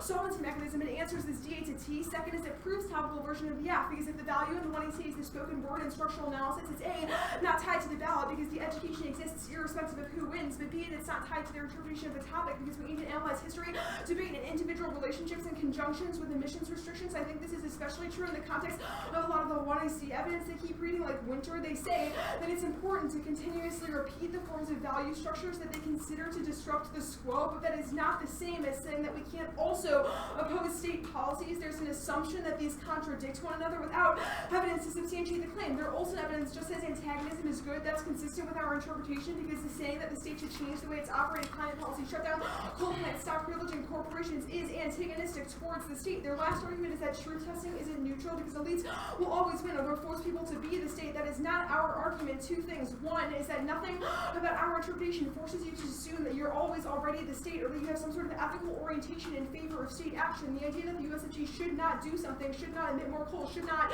do things like build more pipelines is not saying that we like the state or we want to be the state. It's in fact the exact opposite and doesn't preclude an inclusion of other methods as a justification for those normative statements. Second is Ezra will contradict a lot of these other arguments about the way that the brain operates, but there's no link. If we win, that nothing about our interpretation is intrinsically linked to their offense about how the state has operated in the past or the necessity to be a part of the state. It means that this doesn't apply. Lastly is it's important to know about the climate, even if biological death isn't our only consideration. Pollution, coal emissions, waste dumping, and nuclear plants are all symptoms of the colonizer's cure. The government removes waste from one community to dump it on another or develops coal with disregard to poor communities. It's possible to challenge these and other bad practices without a detailed knowledge of EPA and the climate, which proves that organization is possible as Shepard and 6. The anti-average selection was also in the country of predominantly African-American Latino communities being used to underground the northern Manhattan has some 60 Manhattan's 8 adults. Spots northern Manhattan, the asthma mortality rate is up to 5 times greater than the city. The diesel bus sequence usually road over at capacity buses are blocked in the streets. Many of them left idling overnight, and diesel bus students compounded by the fact that it's discharged at the street level because are breathing. We asked, realized that we need to develop a campaign of diesel buses through an EPA grant in collaboration with the NDT, and we actually created the resources that came in, including a public service announcement that aired in Spanish language, television, bilingual information, brochure, thousands of postcards were sent to residents and sent to the government. MTA, we do in our practice with her to heighten public awareness, promote the purchase of clean fuel alternatives for the city's bus depot. The MTA and government park announcing the bus depot we convert to natural gas and support its clean fuel. Both programs securing adequate resources capable of running a comprehensive campaign is key because if we execute efforts to heighten the awareness of local residents and now identify the problem as key issue with local residents making this an issue and priority. Elected officials are attempting to be responsive. More evidence, Spain 13.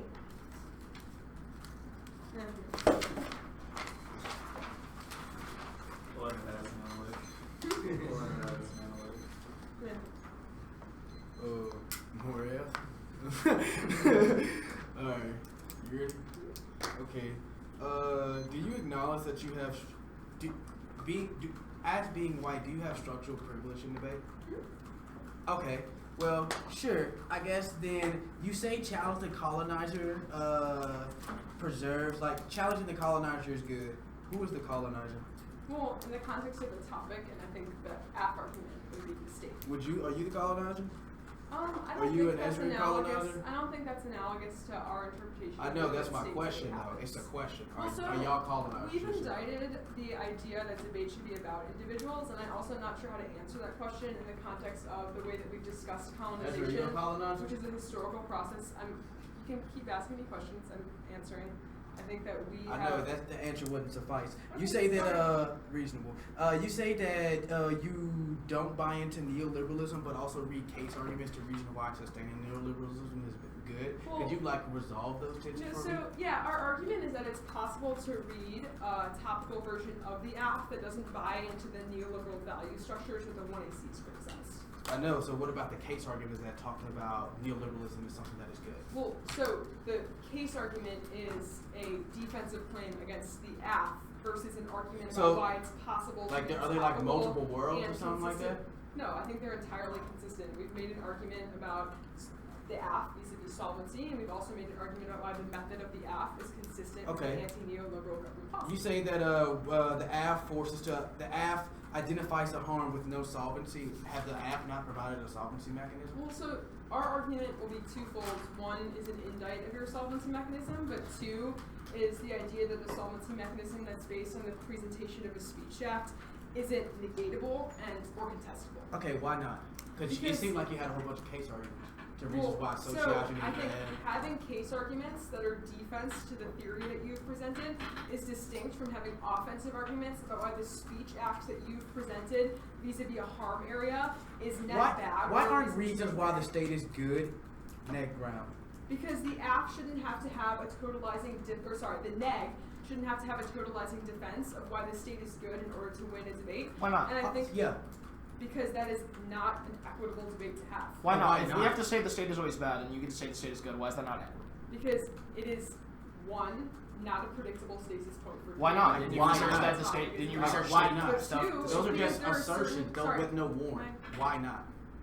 There's- Why is that not a predictable debate? Yeah, so there are certain things that the state has done and continues to do that are objectively bad. What is the state? I mean, the state is a lot of things. It includes institutions like the federal Sure, government. I have one more state question. You say government. nothing about us saying precludes any methods or alternative methods. So then how do you, is there a preclusion of the Well, AF because under you your can use it as a interpretation? justification Is there exclusion? for an Is there order exclusion statement. of your AF under your interpretation? Sorry? Is there exclusion of the AF Yeah, under your AFs that don't interpretation? include normative statements about emissions restrictions. Reasonable.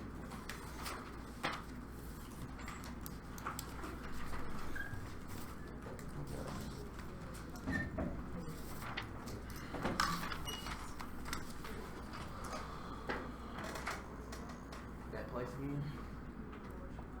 No, just give me something random. Like, give me something. I don't know. Doing the same thing I'm getting. Yeah, I get the same thing. Whatever he's okay. Okay. Whatever he's getting, I don't really know what the fuck he You is. want those random? Did you say that? Yes. Thank you so much.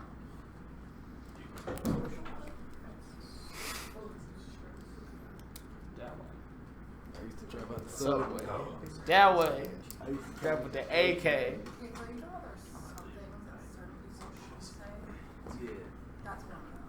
That way? Which one? Oh, you talking about Nico Warriors? Yeah, Nico Warriors was trapping with the AK. I don't know who else. I don't know who was trapping with the AK though. I'm looking around. I'm looking at that. I ain't trap with the AK.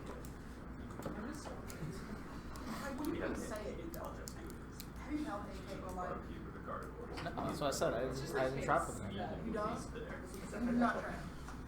I didn't say that. But with the AK, I don't know. Yeah, that's what I'm saying. Could I affirm the whole sentence? No. Correct.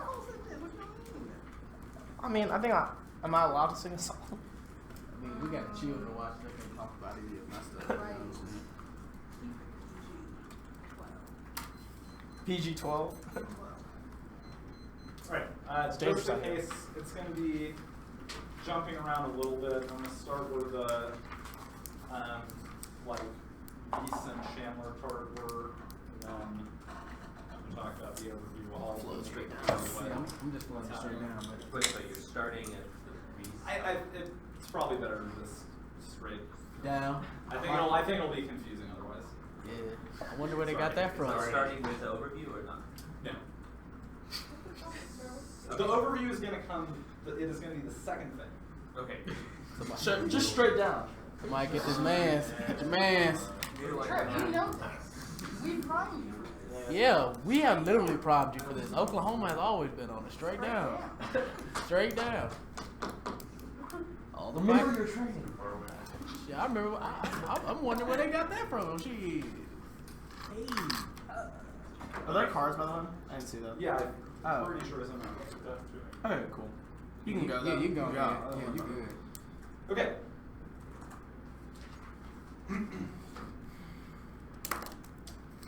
The one seed link turned to their method of solving neoliberalism that I'm pretty sure they dropped the app sociogenic model is bad for combating structures of environmental racism. It says that conceptions of reality are entirely relativistic because everything anyone says is constructed based on sociogenic practices or reset. It says that specific view allows manifestly untrue views of how policy operates to become dominant, specifically because it enables a sort of knowledge and relativism that makes it impossible to say one mode of reality or one mode of understanding how the environment operates is truer objectively than any other one, because in their conception it's entirely informed by how we subjectively view the environment. That means for two particular things. One, it turns the app. They made the argument explicitly that neoliberalism pushes out black bodies and specifically commits violence against them. That means the inability to understand specific humanist precepts of how politics operates means that we are unable to construct effective strategies of resistance against them. The example is that if you were put in a debate with a climate denialist, it would not be possible from their sociogenic model to argue with that person and prove a truer version of how warming or the climate operates without being able to establish some sort of impartiality or testing of truth with all of our T arguments are essential for. Second is that there are certain material relations that exceed the process of sociology that delimits the app's ability to solve. This was the argument that Chandler made about the ways that subject and their formation are constrained by certain material experiences as well. The material experiences and their specific method is not able to solve that. Schwartz and 15 coherent sections do not exist in agencies, effective form group dynamics influence help shape the self-performative register appears to be representative subject to repertoire of ironic persistence seems to draw and that this body discourse interaction never appears to affect the form of constitution discourse emphases never free flow existence from the practice discourse performance not the sole manner by which individuals individuals cannot readily discursively perform themselves out of socioeconomic or class position. There is a materiality to poverty or unemployment that can be ironically trusted with distinct social spaces and different social constraints on performative structures. The second link argument that Chandler made is that it leads to neoliberal modes of subjectivity where responsibility and thinking is entirely centered on the self and the way that you are constituted, which I think is largely consistent with their evidence and the way that they try to create new concepts of the human as per the Winter evidence. That mode of assigning all responsibility on the individual ignores the ways in which certain logics and environmental processes operate. Our Chakrabarty evidence builds on that and says that the history of environmental racism is not just something that began in 1750, as Winter says. It is a process that is determined by biological conditions that go back thousands of years. Why were humans able to dominate nature and expand so rapidly? It was not just a process of industrialization. There were a number of other objective factors that are extremely important to consider. Now, the overview stuff. There are a number of deficiencies with the sociogenic theory. The first of which is the mind is not a closed system. Our evidence about drives indicates that there are always breaks in certain instincts and things that make people act in a certain way. Obviously, my knowledge of this is somewhat provisional, but if their claim is that certain dopamine reactions influence the way people act in a deterministic way, that is obviously a reductive understanding about how human capacity operates. Where are a few examples of that? First is that individuals receive stimulus from the outside world in different ways, which means that they respond chemically to different things.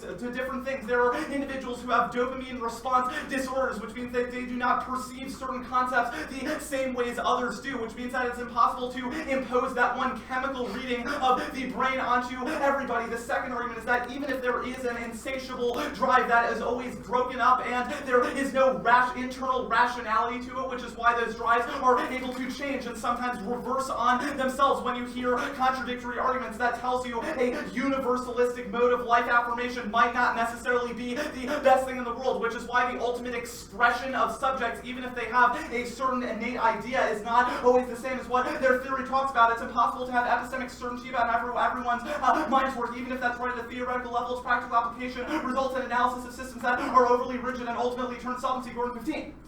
One problem when we try to look at the beings in terms of rigid systems that we often try to get a model based on law, like interpretations. The mistake we make is to push the human into that model. There was ever a human being who is quantitative, we commit serious problem, we do political work, question rules, and for instance, I have a category 12 and I apply dark world on, and indefinite article and anti-black world. The reason I say that is because the world is different from anti-black world. The product for racism is to create a world completely anti-black world. Though that product is not a fate or complete, people would understand how reason this is the problem of foreign relation pessimism and optimism. They are both forecasts of knowledge, but human beings who don't have prior knowledge, we are on them prior knowledge, and we're organizing violence and no one had any clue about the future, you know what they were, know why they felt, because they knew it wasn't for them. We commit the error forgetting that systems are human systems. Human systems can only exist by actions maintaining them, which means that every system is incomplete. You can go this way or another way. The fundamental incompleteness raises the question: the system isn't totally closed. How? Because the systems are breaking down. We always had somebody who says, "I don't do that," and I couldn't do it. Somebody who, but what they don't understand is that the approach are the conditions for a new kind of relation. Really, political work is about doing what's necessary and understanding that it should be done, and that it is not you. If it is only about you, narcissism, if it is about you, then it does transcend you. It connects you to the entire radical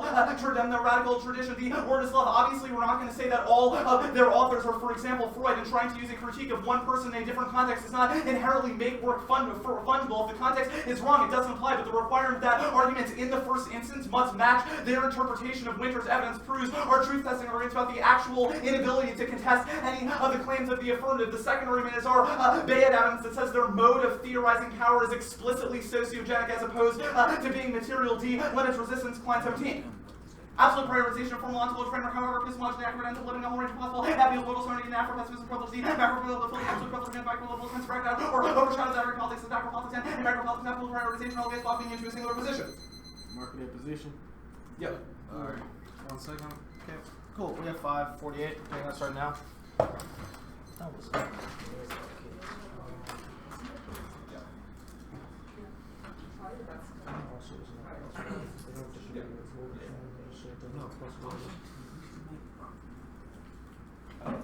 You are totally in like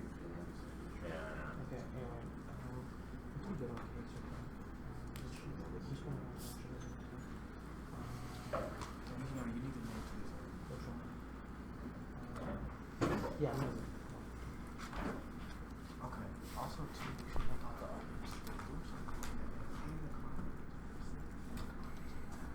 Yeah, just the same.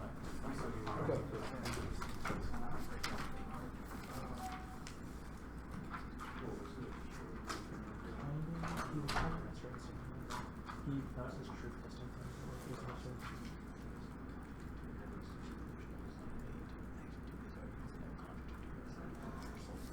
I'll make something about that.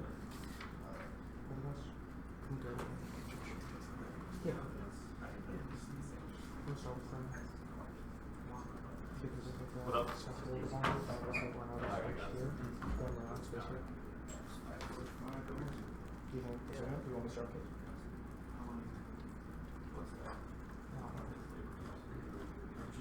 I'll just like bring up the dollar. What is right here? Yeah, I don't think I just yeah. Anything else? Oh, I know. You know what food is, right? Yes. For us, but Yeah. right. That's just the most limited. Yeah. Right. Good. Stop. That also improves our Four. articulation.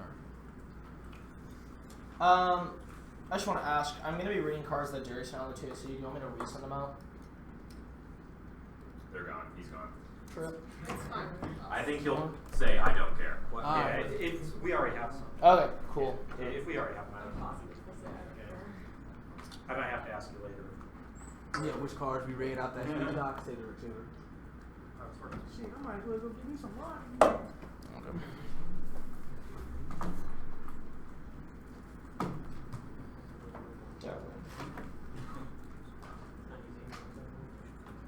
Hi, John.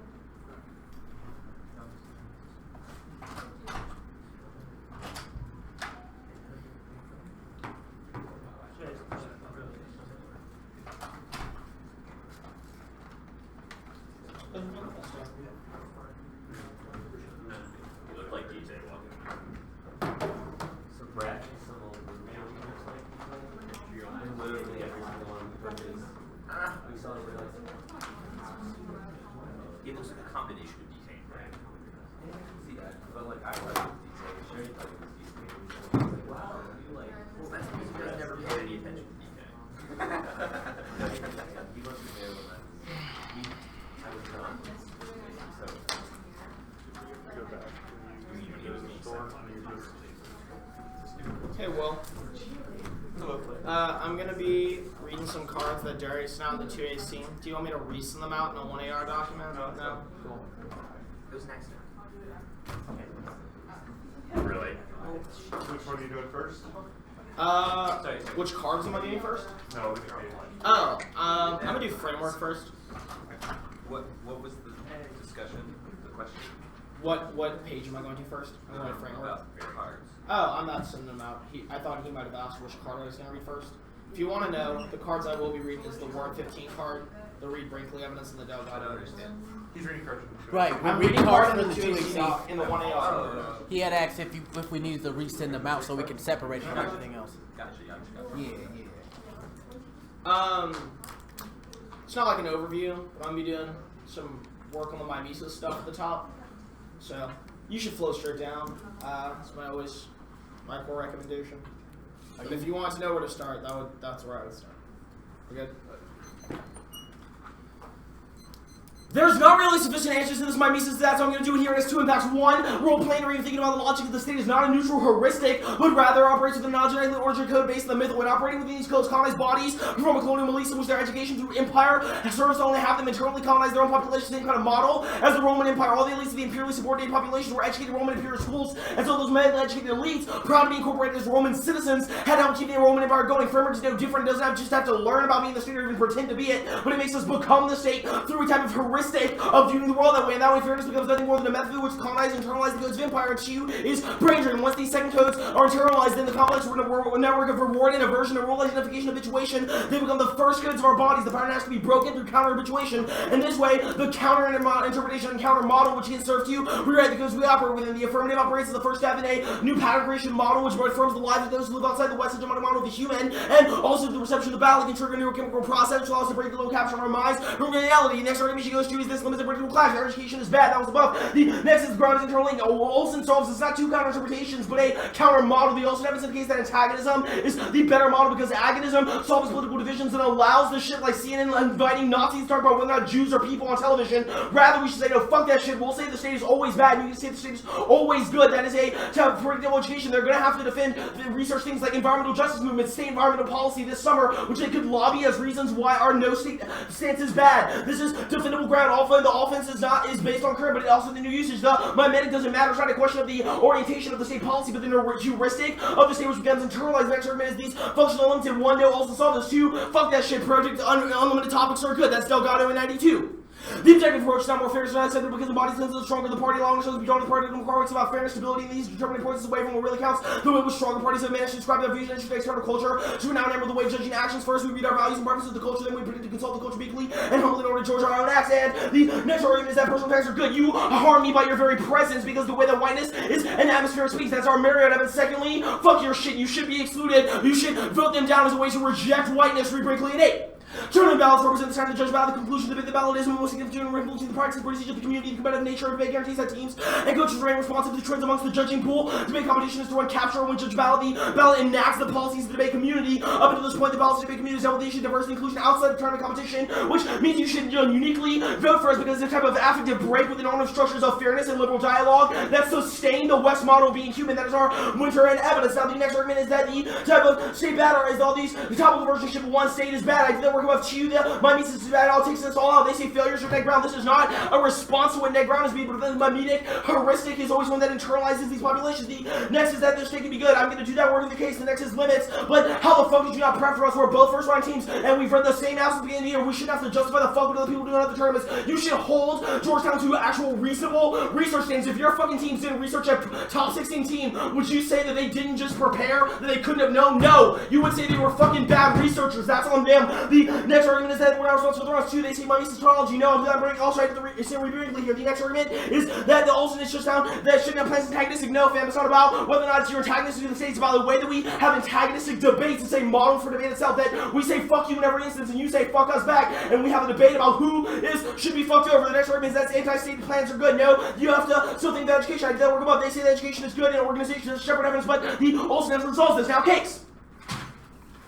He said bad relativism is bad, that it's the internal link, but one, sociology is not relativism, man. It's not about individual people's understanding of the thing. A climate denialist and the EPA scientists are both under the same sociogenic model. That's what you're not understanding. The question is whether or not we integrate into a particular model of what it means to be human and relate to the natural world. And EPA scientists who think that plants don't have consciousness and the climate denialists are the same person in that sense. It's not about individual people's differentiations about how they think about climate. And two, this notion is fundamentally wrong because the question of the unified anthropos takes away the way that like, Native Americans or the Moss side of the people become blamed for shit like global warming when really they're not. This form of victim blaming that imposes the violence of climate, even blames the violence of climate change on marginalized populations. Next, just go back to 1751. This is man 1 perceives this. Your man 1750 marks the point of man 2. Also, winter has 3 events. You should look at the winter episode about the first event is creation of the universe. The second is the creation of life. The third is the creation of the human species as a speaking species and traces this lineage back through that time, which means that we already presume this deterministic relativism. 1, this is irrelevant. The question is not how different people want to interpret dopamine, but rather that as a society and a culture we take specific norms that people follow. Yes, some people are going to jack off on subways, but most of us don't because we think that's bad. The next argument is also that this is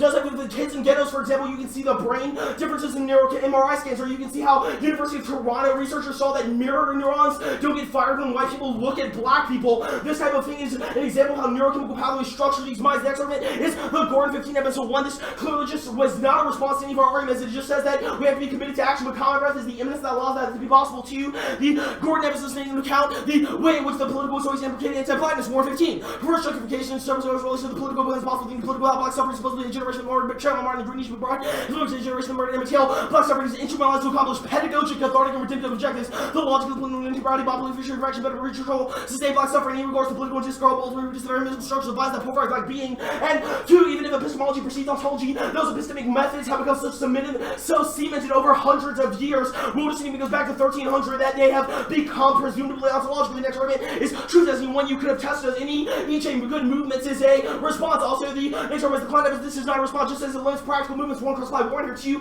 Klein actually agrees with Afro-pessimism. It doesn't say that we're wrong about ontology, just that maybe we bracket out practical movements, but the eminence of combat breath allows the all too also, we're not Wilderson. We are not fucking Wilderson. Oh yeah, and we're not Wilderson. Cool. I just want to make that clear.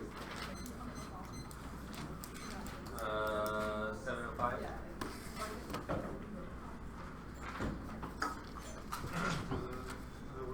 Did you meant to write anything out?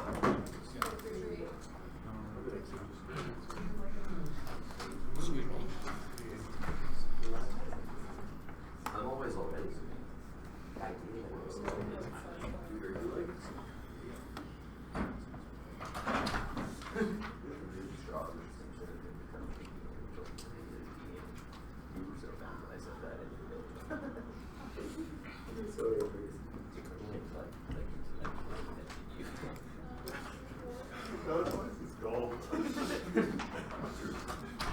That's why I was like, we're just super responsive.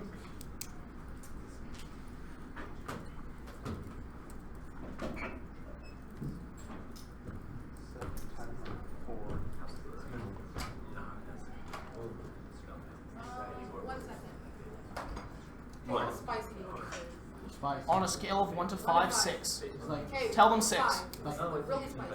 like the spiciest that they can get. Shit, you're right. Well, no, but it's theory. But that's plan is.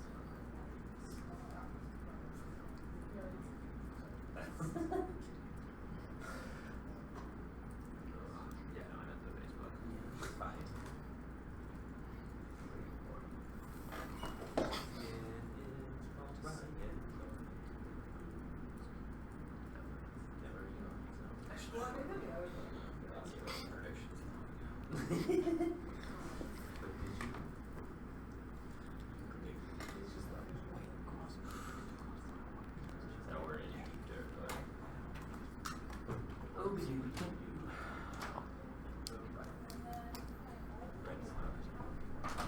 Huh? Oh yeah, I think you should go for. I think you should just go oh yeah, no for shit. basis Those or are always something. have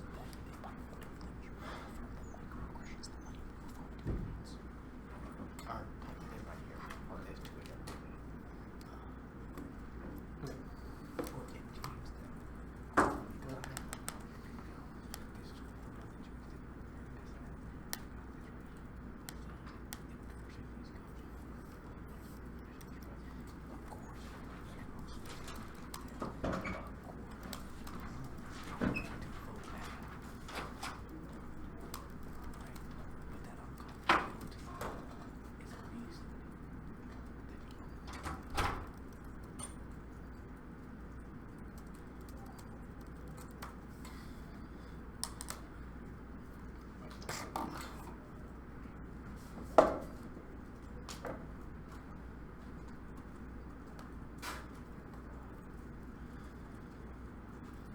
I'm great.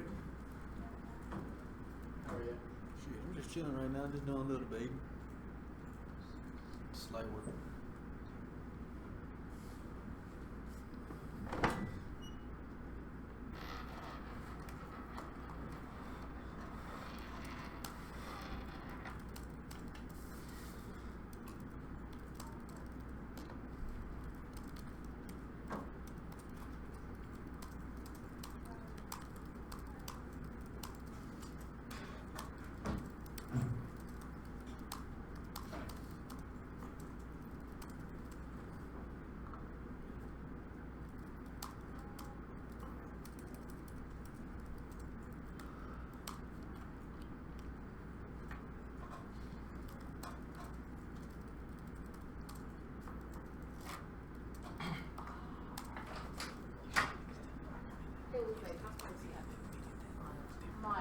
Yeah, that's good.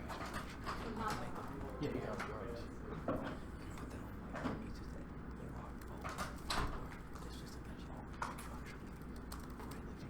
Someone.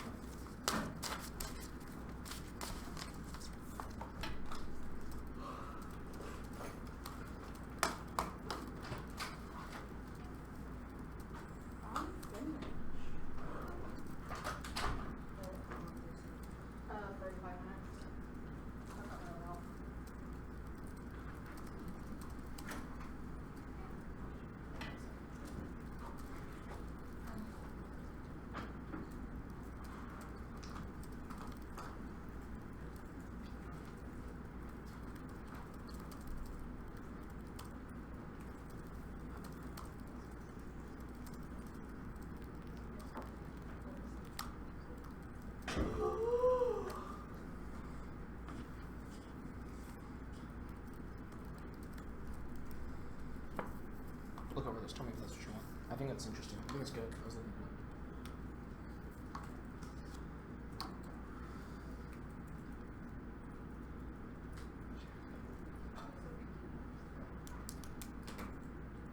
Yeah.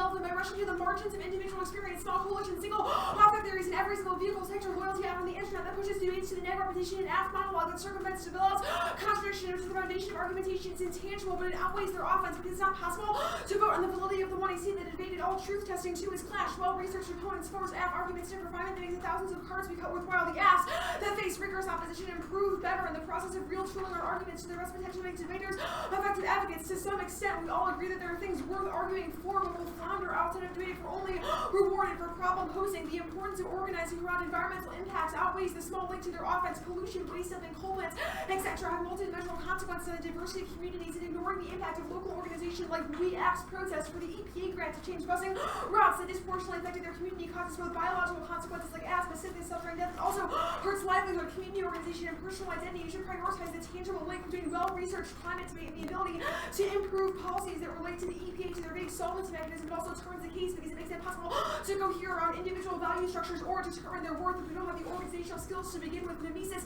is wrong. One is our entire argument is about deliberation as an answer because it proves that people don't always just replicate bad shit. They can deliberate, come to conclusions, contradict one another, etc. But that's impossible without a stasis point, which Link turns their argument. Second is if we prove the topical version of the app, it says their reading of history that says the state is always bad and violent is wrong. And third is it's obviously false in the context of the state and the environment because there are environmental advocates that think entirely different things about how the state should operate. The idea that our interpretation forces them to psychologically become one person doesn't make sense. And if they don't want to link to role playing, then this mimesis argument goes away. We haven't made an argument why they have to presume that they are the state, only about why they have to commit to a normative statement about why the state should not continue X climate policy going forward, which also makes their brain drain / impact argument not make sense because if there's not a link to the idea of role playing or forcing them to do harmful state policy, it problematizes a lot of these arguments. They've conceded a lot of our state good offense. Here is this piece of evidence that describes the way that the New York MTA projects works with the NRDC and the EPA to change local busing routes, which was largely about all of our topical version of the app. Also demonstrate that it's possible to challenge state policy even if the state writ large is imperfect, which means we can take an antagonistic position towards the state. That is what's mimicked, and that doesn't presume that we have to be the state or have some sort of violent relationship to the way that it operates. The topical version of the app is sufficient link defense. The example I'll use is an app that proposes the government shuts down coal plants because of their historical manifestations in certain communities or the others in the way that it's affected them socially, emotionally, and physically. The app could deploy DA answers with the argument that we should refuse biological priorities or protection of resources for rich white people, i.e. we should put communities before the state. No, there's things like no pipeline movements because the state should destroy native burial sites, change court proceedings that always favor the plaintiff, or ban pollution and fuck all the white people who die as a result. Are also topical versions that just demonstrate that it's possible to talk about the state without this totalizing affective commitment to the state being good. We don't think debate should be state versus state. One is it links to all of our predictability offense. Two is it's inherently indefensible for the neg because they'd have to defend every single reason why the state has been, could be, or will be bad. Third is that we've said the state and this possibility to be good. So this is a metric for debate we should still win because we presented a bunch of different mechanisms through which we can challenge state action. This is a bad interpretation for debate because it makes things impact versus impact, which is impossible to predict, makes it impossible to be asked. They should be forced to defend their counter-interpretation because there's no other way to determine the debate. Reasonability always forces some method of judge intervention, which makes you pass values on the debaters and not consider the debating account. Their Delgado evidence doesn't link to our interpretation because it doesn't force one view of society writ large. Our argument isn't that we need perfect fairness as debaters, but that there should be some point of class through which we can have contradictions. Personal debates are bad. DS4B doesn't say that white people should always lose, but that debate systems we present matter. We've largely no link to this offense, and you shouldn't decide debates based on antagonisms between an individual. It forces people to question sex, race, and identity. It forces the judges to be violent because they have to pass those judgments onto individuals. It makes us value judgments based on people and unsubstantiated claims. It destroys academic debate because it makes research not matter, and everything just becomes about whether we as people are good or bad, which also links to all of our offense. Our answers to topical version of the app are state bad. We've proven that it can be good in some instances, and mimesis, which we've also answered. Their last argument is that we should have prepped for them. It's a question of whether or not our preparation for you involves the idea that restrictions on admissions should be a bad thing, which is the stasis point for the topic. It's impossible to prep for every team. It's impossible to determine who to prep for, and people are reading new apps at the NDT. In that case, human systems are not closed. There are clear internal drives that influence people to act in certain ways, and it determines the entire social world.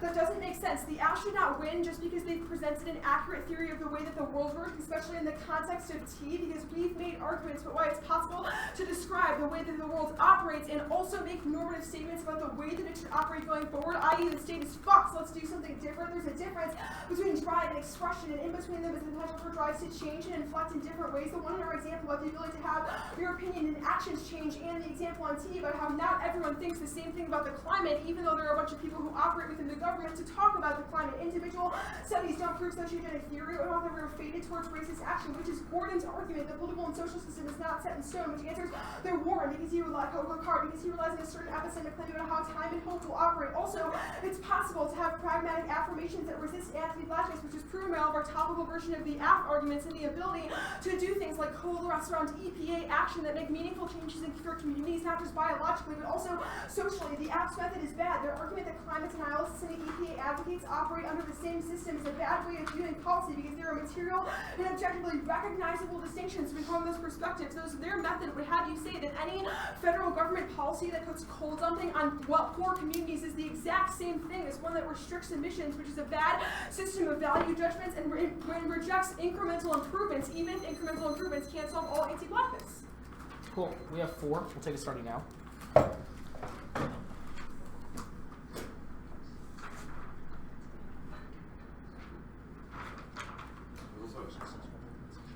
Yeah.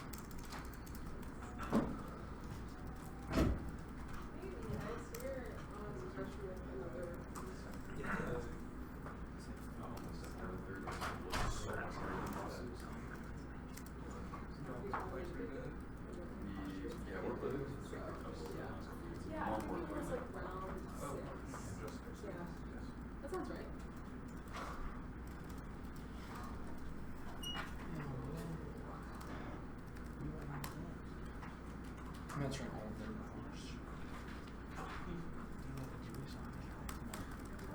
Those ones in that already? No, I have them there. Okay, alright.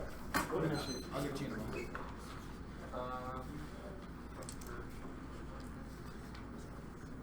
Gifts or shelter? Yes.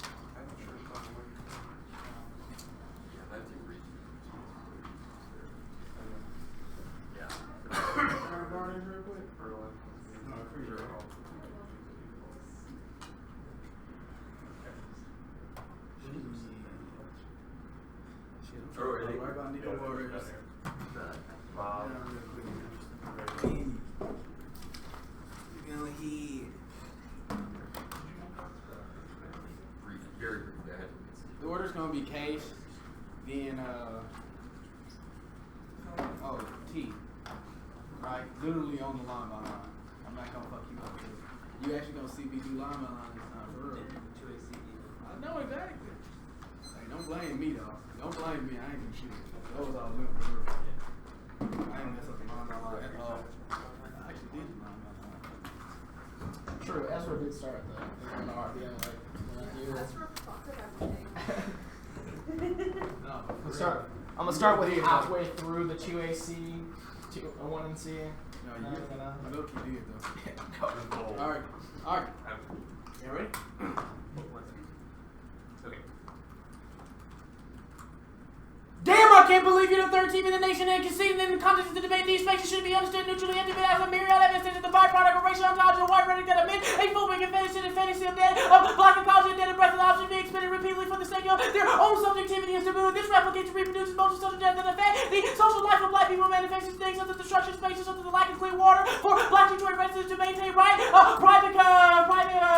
companies use their own arguments or theorization of power that it doesn't make sense with no fucking war, but you can cross by a piece of winter evidence that and if we went out these arguments, this is going to be controlled in the way in which all of your arguments on the floor, all of the rest of the arguments on the floor actually operate as a winter evidence that climate change is sociogenic, not anthropogenic as the antagonism with nature between some unified human, but rather than the guidance of hegemonic epistemes or codes of men that justify the exoneration of responsibility for white bodies and pinpoints blackness as access to humanity to maintain a coherent white subject that influence our relationship to ecological spaces regarding things such as consumption patterns, water filtration, and waste management. This can be seen through the topical version of the affirmative that blames and pits environmental destruction on black bodies, saying that we should continually produce for these environments, which doesn't take into account the way in which our combat breath, our solvency mechanism is always an impact turning to criticism to their claim that colonization and violence is always an incomplete positive, but you cross by a piece of myriad evidence and blackness says that blackness and a piece of myriad and a piece of academic evidence that says that blackness is always stuck between nothing and infinity, a breath that is not yet taken, but also a breath that has also been taken by power. Academic evidence, how it recognizes incomplete death as the insertion of breath in these spaces is not physical respiration, but a life force constitution in black life that breathes a death force into the paradigm as a form of colonial, as a form of decolonial violence that unsearches the very attempt to repress the corporate life energy of black folks, which gesture toward the steps of the imminent leap away from humanistic discord, and it creates a moment of respect to gather one's breath that produces blueprints, collective resistance, and intergenerational language for future generations. This can be seen with movements and collective resistances. I can't breathe and say her name that allow for black folks to navigate these spaces in a world that desires nothing but suffocation. They have not made any solvency death extensions to our thesis statement, which means that it is the easy way to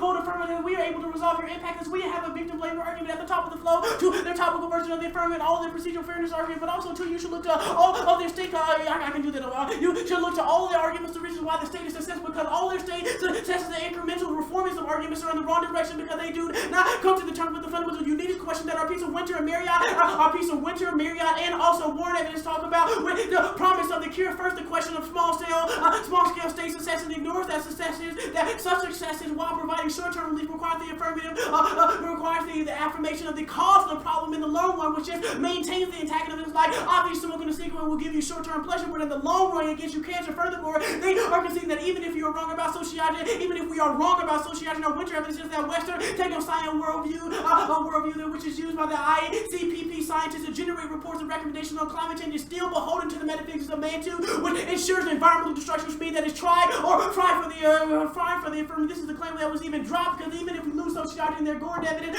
secondly, the emphasis in epistemology becomes centered over time and becomes ontologically structured, which means that we should assume that anti-black is something that is a fait accompli, which answers all their Gordon evidence. Also, too, this is not even a fucking warrant to this claim, but also, in other words, even if Gordon is correct about contingency, which we understand that accumulate over time, the current formation of political structure requires affirmation of anti-black libidinal structures in order to gain some sort of coherence for the process of those structures to ensure the continuation of anti-black violence. This is a piece of warrant evidence. Also, too, Gordon doesn't answer our sociology argument because it doesn't matter if individual deviations occur because the general codes of society, because we think that about the way in which we think about the environment in particular. They don't answer any of the examples Nico has given about how we can see this and how it shows that while there are deviations between climate denialists and the EPA scientists, they are both beholden to the epistemological order which causes environmental destruction. This turns the education impact on framework, and is the reason why you voted for Mono as a sociogenic break to their neuroepistemic arguments. Now you can go to the framework flow.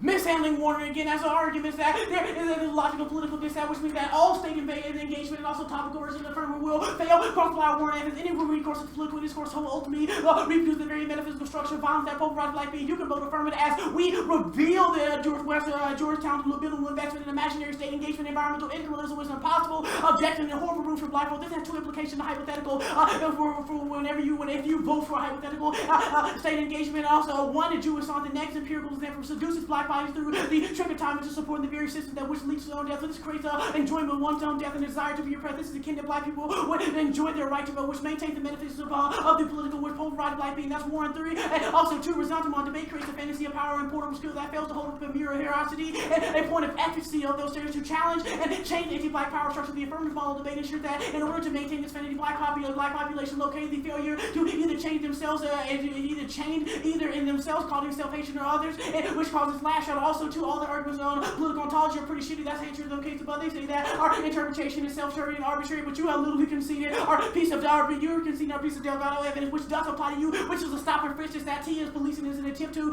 waste we have our papers to continue on. Their definition are based in law and order, stability, fairness, and objectivity, which mystifies their maintenance and disavow to recognize. You can cross-apply all of our arguments about the law structures of the world. The world needs the death of the slave. Their debate is a smaller world within that world, which is a piece of myriad evidence that talks about the way in which you cannot separate these atmospheres from each other, which means that all their procedural fairness claims don't function neutrally, but can only function objectively through a libidinal investment in the hegemonic structure of debate that requires the death of the slave and the exclusion of us. You can cross-apply to my mesis that all their procedural and texting claims are just calls to climate change that identify the fact that we're still working on the anthropogenic model, which exonerates white responsibility. Also, to extend our scenario, we bring in winter evidence voting against Georgetown is the key to create an atmosphere in debate that's anti-state. They say this isn't true, but check tab, remember half of the top teams don't read plan. That is unthinkable. A decade ago, voting against Georgetown creates a hyper counter-habituation that's certain to motivate people to act a certain way.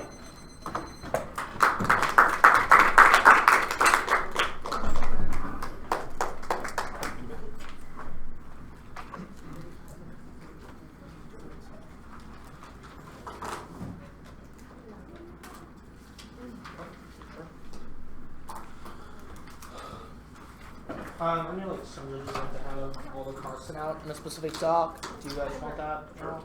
Sure.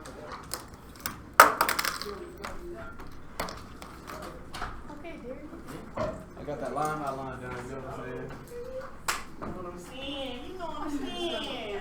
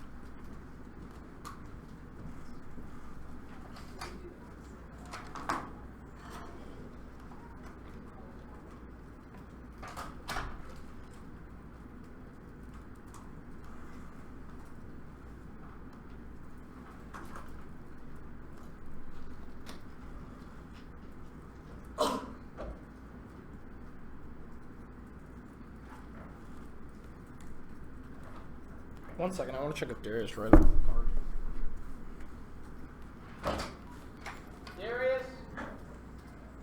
Darius!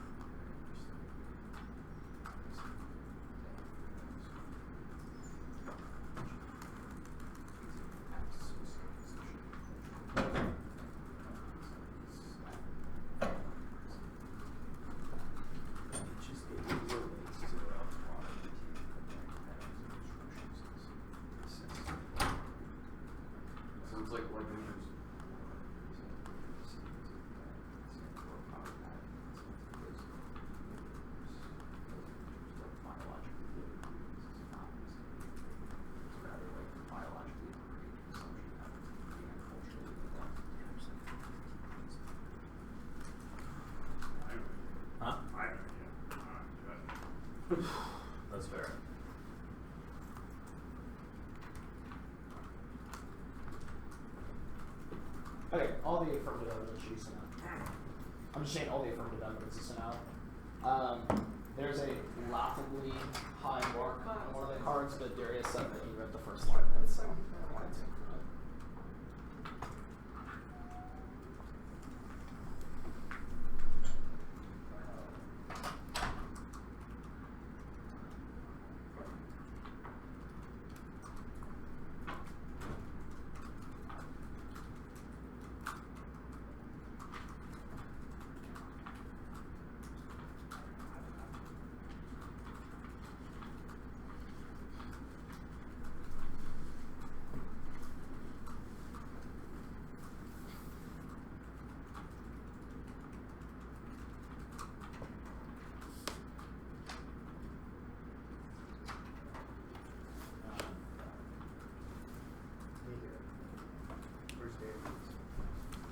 Who's to say? Yeah, He's a that's nomad. That's a bad question. Why'd you even ask?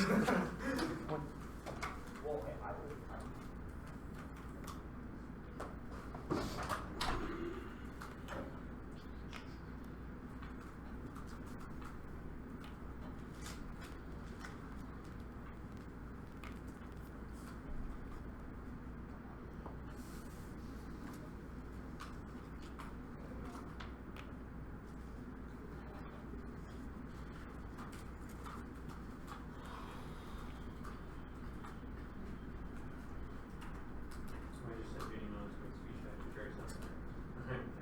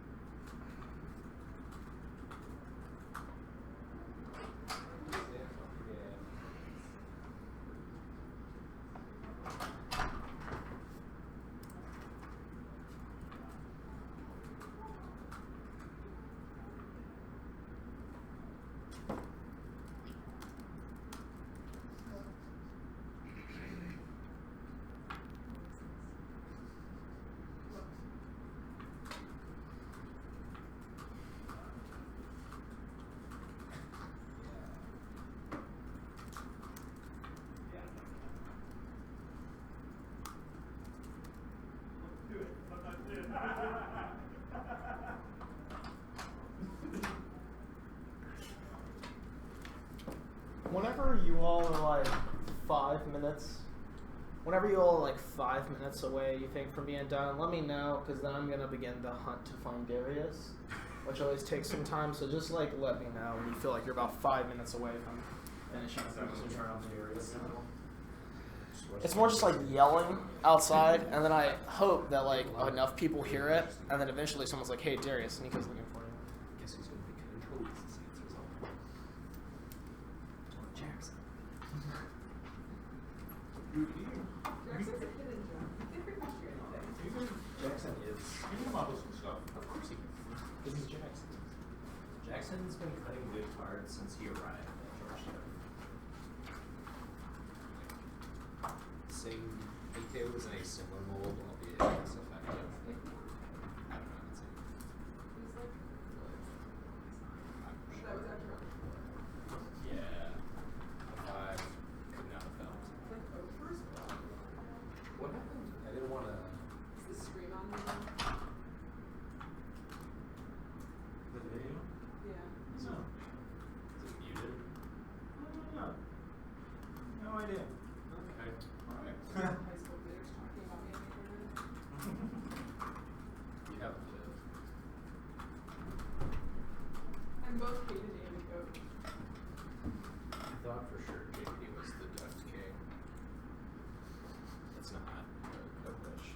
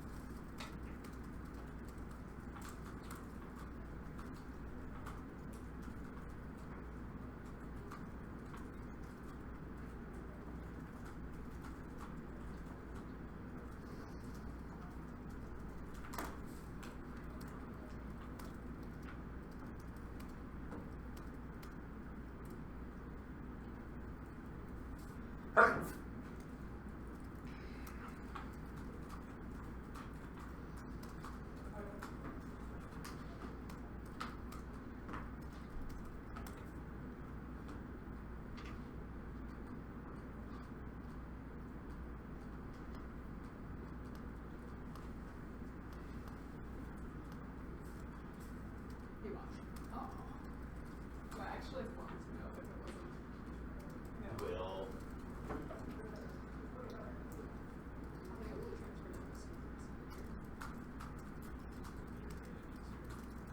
Is it flying?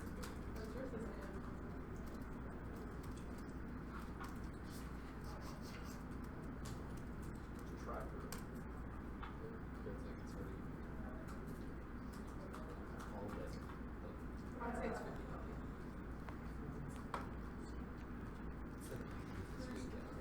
It's like Ocean's 11.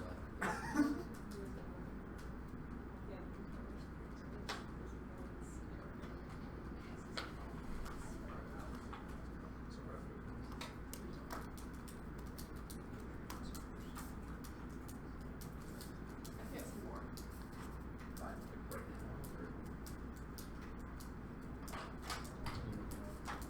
I'm all in on this guy, so I'm here to live.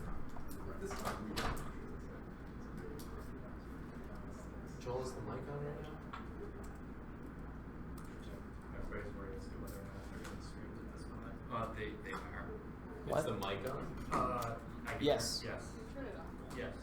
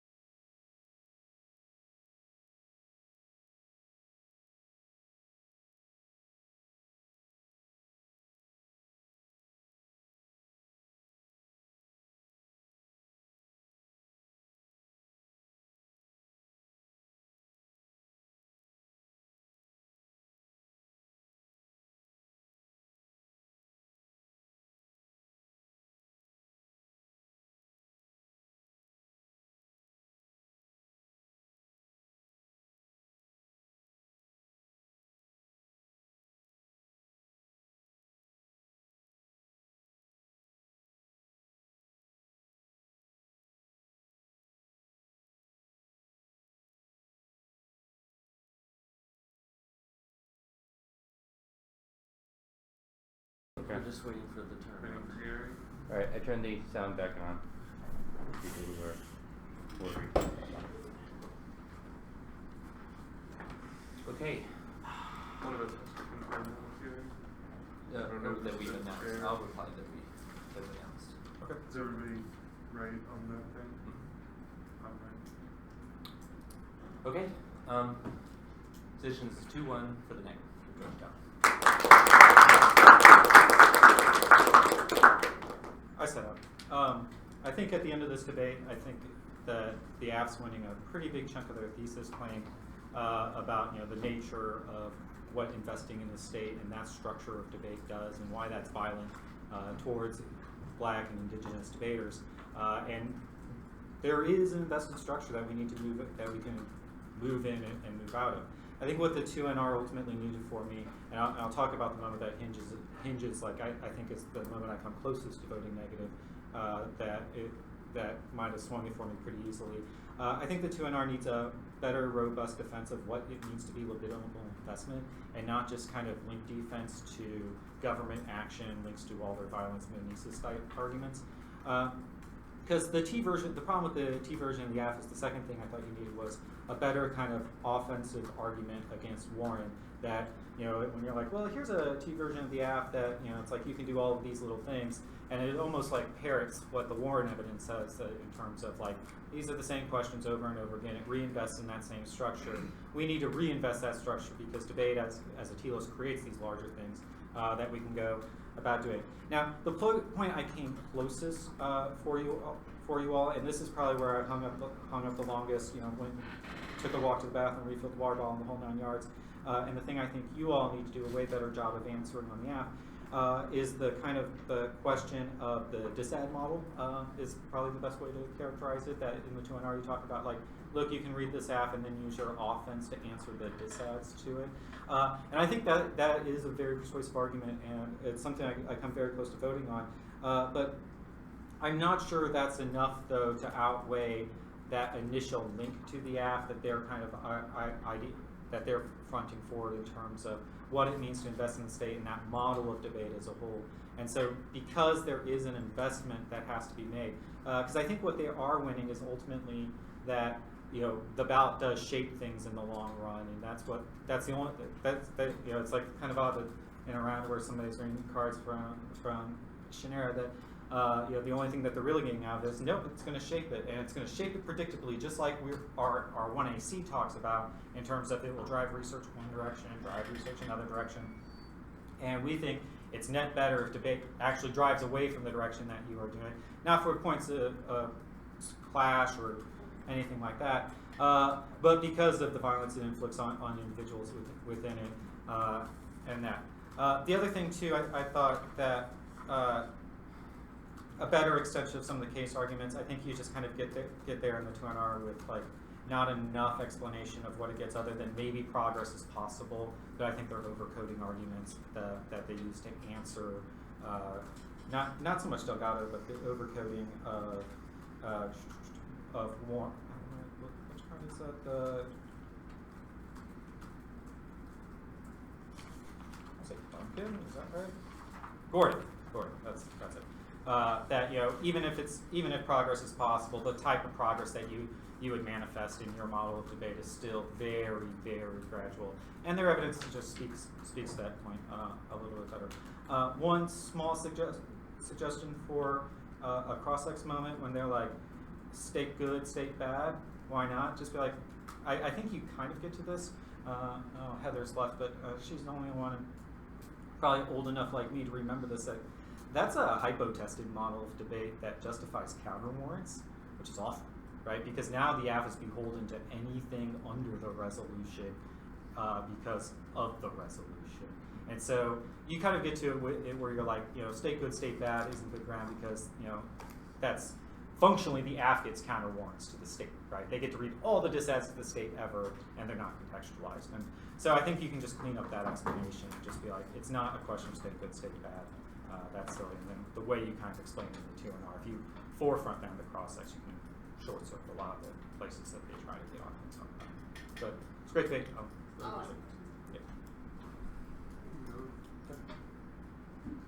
I voted negative for a more limited topic that I thought would produce better advocates, better equipped to solve impacts that both teams by the end of the 2AR agree are important to focus on. I will say that I thought this debate was very good, very enjoyable, and even though there was maybe some hostility and fire, I liked that in my debates, and I thought you all brought it, and hopefully you will agree that the points reflect that. I thought that the central question to resolve the thing I mentioned first was whether or not that predictable model, that predictable malleable model was better than your sort of like no model, but really what we're talking about is you putting in question the term better model, right? So that's the comparison that's being made, the begging of the question of improvement, whether those topical attempts to ameliorate a fucked up status quo are in fact re-ups, or whether they resolve things that are important. My initial thought about the debate was that the impact claims that you went for in the 2AR were very similar to the things that the negative said that the state was able to solve.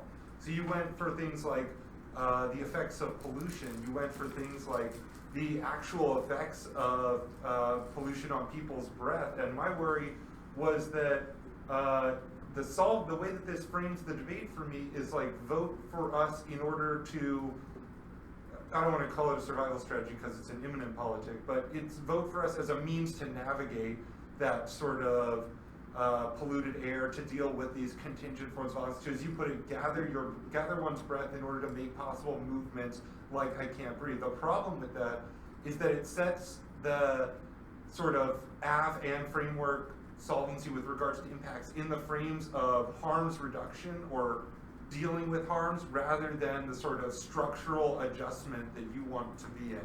So the 2AR on framework is a very pessimistic speech. It's like, all this shit is fucked, like you get us back into the same system. And then the 2AR on the case is like, we have a way to deal with these like small harms, you see? So the debate becomes who has a better way to deal with these impacts that you're talking about, and much less a way of, we have a huge inevitability claim, they have no way of dealing with that claim. So even if they solve some of these small things, they can't do that. I should give up on the small things and try and like pull the plug, which seemed like, you know, sort of the direction you wanted to take things when you went towards the Warren stuff, but I'll talk about more later on. I actually thought that was sort of a big departure from the way that the 1AR sort of set you up to go for things. I thought that there was a disjunct between the 1AR explanation and the 2AR explanation. You're obviously making, you know, similar themes of arguments, but I thought the places you chose to emphasize, so like, I thought the 1AR set you up to go for like internal psychological forms of violence through mimesis, and sort of this type of reproduction, and not the like Warren political pessimism that you ended up going for. The first place that I decided to look to sort of resolve those initial suppositions was the case where I had two questions. One, two ridiculously large questions. One was, how do humans work? And can humans change and get better? Which required reading a lot of evidence in this debate, probably requires reading a lot more evidence than any of us will ever have time for. But in this one, it goes this way for me. The negative is making a lot of arguments that humans or systems or whatever are capable of change, less arguments that humans, those things are, in essence, one way or another. They're making arguments that fatalistic descriptions are wrong. Your time and your evidence is much more invested in, you know, the sociogenic explanation of drive, desire, climate change, but less time making arguments that that's the way it has to be. Your pessimism, especially in like the Marriott evidence, is about responses to that come from a colonial perspective of giving a cure that's in fact poison. Their response is that it's possible to adopt different mindsets or different frames for doing policies that don't necessitate this thing. So I don't think you're actually responding to their claim that that way of doing things is inevitable. I think you're making a historical argument. So you have the tools there, but there's a level of mismatch in terms of link debating to be like, they are a continuation of this. You know, your like techno-scientific responses are this, you sort of impact it. But I actually think there's a much greater degree of link debating that needs to happen in this one where you actually need to prove, because so much of their framework argument is defensive. We don't have to do any of this. You know, you don't have to commit to the like man 3. You don't have to commit to anything to just have this statement about the topic to be predictable. And I think the burden becomes on you then to be like, it does require all these normative modes of whatever. And so I think there needs to be more linked debating, connecting your impact arguments to their stuff. There's a bunch more stuff here. I'm going to skip through some of it. So basically the conclusion of that case stuff after a lot of reading is that I end up agreeing with your metaphor that this is like a cigarette. I may be getting cancer, but I am unable to see how combat breathing would offer me a way to quit cigarettes. So oddly in this metaphor, smoking a cigarette is stopping coal plants. Smoking a cigarette is good for people in this instance. Smoking saved lives is what I'm trying. Did you come to this conclusion just to say smoking saves lives? I'm not going to pretend the live stream is on. Don't smoke. Okay, the framework stuff I sort of talked about interwoven with a lot of this stuff. I talked about the newness of it. I'll just summarize 3 points of offense that were important for me. The first one is examples. I thought this argument that they were deploying about this busing thing in New York with all of the topical versions persuaded me that there were instances where the state could do things that could resolve impacts that had short-term tangible benefits. Second one, I thought they talked about clash refinement and advocacy skills that allow us to access the best parts of debate and sort of connected that to Stacy's that they pointed out. The third one was just some of these defense arguments, arguments that they could change things, stuff like that. I'll say I did not think that you were good enough on the link to victim blaming stuff. I could see an explanation of how the sort of like hurdle is always receding before like black political gain, so it's like never fully there. Something's always pulled back, and the internalized form of that. But I just, in this debate, it wasn't enough. And the last thing I'll say is that there is some internal contradiction between the Warren stuff and the Reed Brinkley stuff about vote for us to produce change, but change is also the cure that's poison. So there's a little bit of tension there that I don't think is like detrimental and could be worked out, but it's worth thinking about in terms of your relationship to ballots and your relationship to the political. Sorry, that's the one. I will compensate by being quick, I think. At the end of the day, I felt like the 2AR was in a different debate and not the one that occurred. And I think the problem began in the 2AC for me. After I went through the whole 2ARs thinking about it, I kind of thought that you really only had 2 arguments that actually applied to the framework argument. The logic of the political claim, which was in the 1AR, was this argument about mimesis and the heuristic of attached to the state. In the 2AR, maybe you said mimesis, but you didn't really explain it in no sense. It became, like Will said, this more traditional Warren logic of the political argument, which, not only is there a big disjunct in my mind between those 2 claims, but I think I agree with the negative that there's a difference between access to the state and access to discussions of the state. Now, I thought the 1AR did a valiant, I don't know when to say persuasive yet, but this notion about heuristics linked up with the Winter claims about mythos and bios, you were getting to abusing me of this notion that anybody can talk about the state, but I just didn't think the 2AR really got there in a way that spent time there. I just don't know that the re-explaining Winter and sociogeny for 2.5 minutes, I just didn't think that I didn't see how that applied to the particular impacts that they went for. And the second thing I think you had was the Delgado claim that framework is policing, it deputizes people. This again is also late breaking. The card comes out in the 1AR. And I ultimately think that the topical version sort of, in my mind, disproves the claim. I don't know that I think that really, but I thought that the 2NC and the 2, although the 2NR, you kind of repeated the 2NC wholesale on this. I didn't think you really needed to do that, go through all those cases again. But I think there's lots that the F could say that would disrupt the status quo. Now, I don't really personally think that the TVA argument in the abstract is that like super persuasive. But I think in this particular instance, given the underdevelopment of Delgado and the policing claim, it's sort of enough for me. So kind of given all that, like I just kind of think that the two main sort of pieces of offense that the 2AR has are not sort of sufficient to overwhelm what I think that a limited topic is necessary for research and advocacy, and sort of that comes before the act. I didn't really think too hard about what is humanity. I thought that perceptually in the debate that the negative was just a little ahead on the question that drives are sort of multiple and plural, and yet I don't know that it matters too much because I see the relevance of the libidinal economy claims when you talk about the ballot and investment in whiteness and the Reed-Brinkley evidence, but like I said, I didn't think that was attached to sort of an offensive impact term that I thought was well explained. Shifting into just two quick comments. State good, state bad. I don't know that you want to.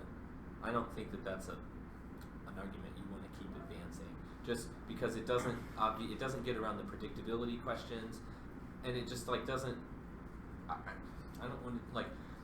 I have a PhD in political science. I don't want to hear about state good, bad. That's just like not how debates work in like the literature about the state. Like the state is not just a thing that's good or bad. It just definitively is not. And so to just say that like we should all debate just state good, bad, every debate just strikes me as like a woeful simplification, and just like I don't want to have anything to do with that, because like I would rather have nuanced discussions about, you know, and like I said, that didn't come up and that doesn't affect my decision, but just like I think you can, I think you all have a lot more clever arguments that I've heard you make other than that one. So I just, I would urge you to move away from that and more just focus on the impact turn of Delgado policing. So just to kind of circle back from where I started, I thought that if the 2AR looked a lot more like the 1AR and focused exclusively on the mimesis and claim and the Delgado argument and less on Winter and sociogeny, I think then you have more inroads to answer their limits claim, and then I think you're in a much better position, and maybe I can see an affirmative ballot in that situation. So I guess based on where the 1AR was, what do you think kind of the 2AR speeches that would have gotten your ballots? Yeah, so like I just said, I don't think you need to go to the case very much. I think you just need to just go win this mimesis claim and the policing argument, which I think, I know I didn't time it, but I think really only were like a minute and a half to 2 minutes of 2AR, and the most of it was on, and it could just be like I'm on a different wavelength for you, and maybe you think that the discussion of the case there does answer the limits claim, but I think I don't see that yet. I'm not ruling out that that's possible, but I think I want more application in the 2AR to the claims that the negative advance in the 2NR about research and limits. I think it's totally possible that Winter is probably a critique of that, but I think the 2AR has to make that application for me. So. Sure, if I can add something on that point. I have an agreement, like both the 2AC and the 2AR are so top heavy of this overview explanation of the case that would be better served not as an explanation of because it kind of just sounds like if this was a policy debate, you would just be like, Hedge is declining now, we gotta do all this stuff to make Hedge good because Hedge is awesome and we go around killing people. When it really should be that what you're doing is embedding those arguments on the flow where they need to be, where you want to get the most mileage out of them, as opposed to some other place on the flow, like just because the way it's coming across in the 2AC and the 2AR is like, here's a re-explanation of the AF, in case you forgot. When that needs to be like, here's how it interwovens with this particular limits argument. I'll do this work here now. Here's this card, here's this card, here's this card, here's these arguments. And that way it's embedded and it kind of resolves a lot of the disconnect that judges are going to have. Because, sorry, at the end of a long day, sometimes people are lazy and like, re-explains case, and it's not, if you do that work on a particular spot in the flow, it makes it less likely a judge is just going to take it as that and lets you get a lot more mileage out of it.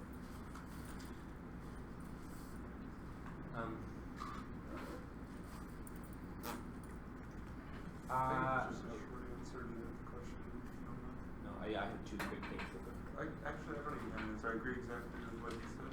The colonial mimesis stuff, internalized apparition stuff. I would read some evidence on the impact of that, either from the Protestant Ethnic by Ray Chow or something by Homi Bhabha. Oh yeah, when If you're not electrical already. came out, I was ready for vapor. But Stupid joke. I totally missed it, sorry. Nico, I think the 1AC, the tags versus the cards sound a little too different. Like you're like 1.5 times as fast when you read the cards, and they're harder to understand than the tags. Like I was writing down almost every word of when you were reading the tags, and when you shifted to the cards, it was a little bit harder to follow. I don't know. I haven't had that experience with you in the past, so I just thought I would mention that. I don't know if you can do that. And yeah, that's something. But the 1AR is perfectly comprehensible. It was just like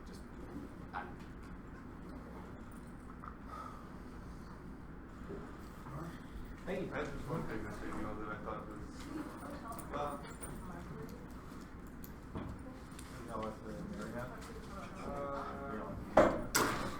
you obviously know you should put some cards that aren't just about Freud and maybe deal with that question, that dictionary question's a little better.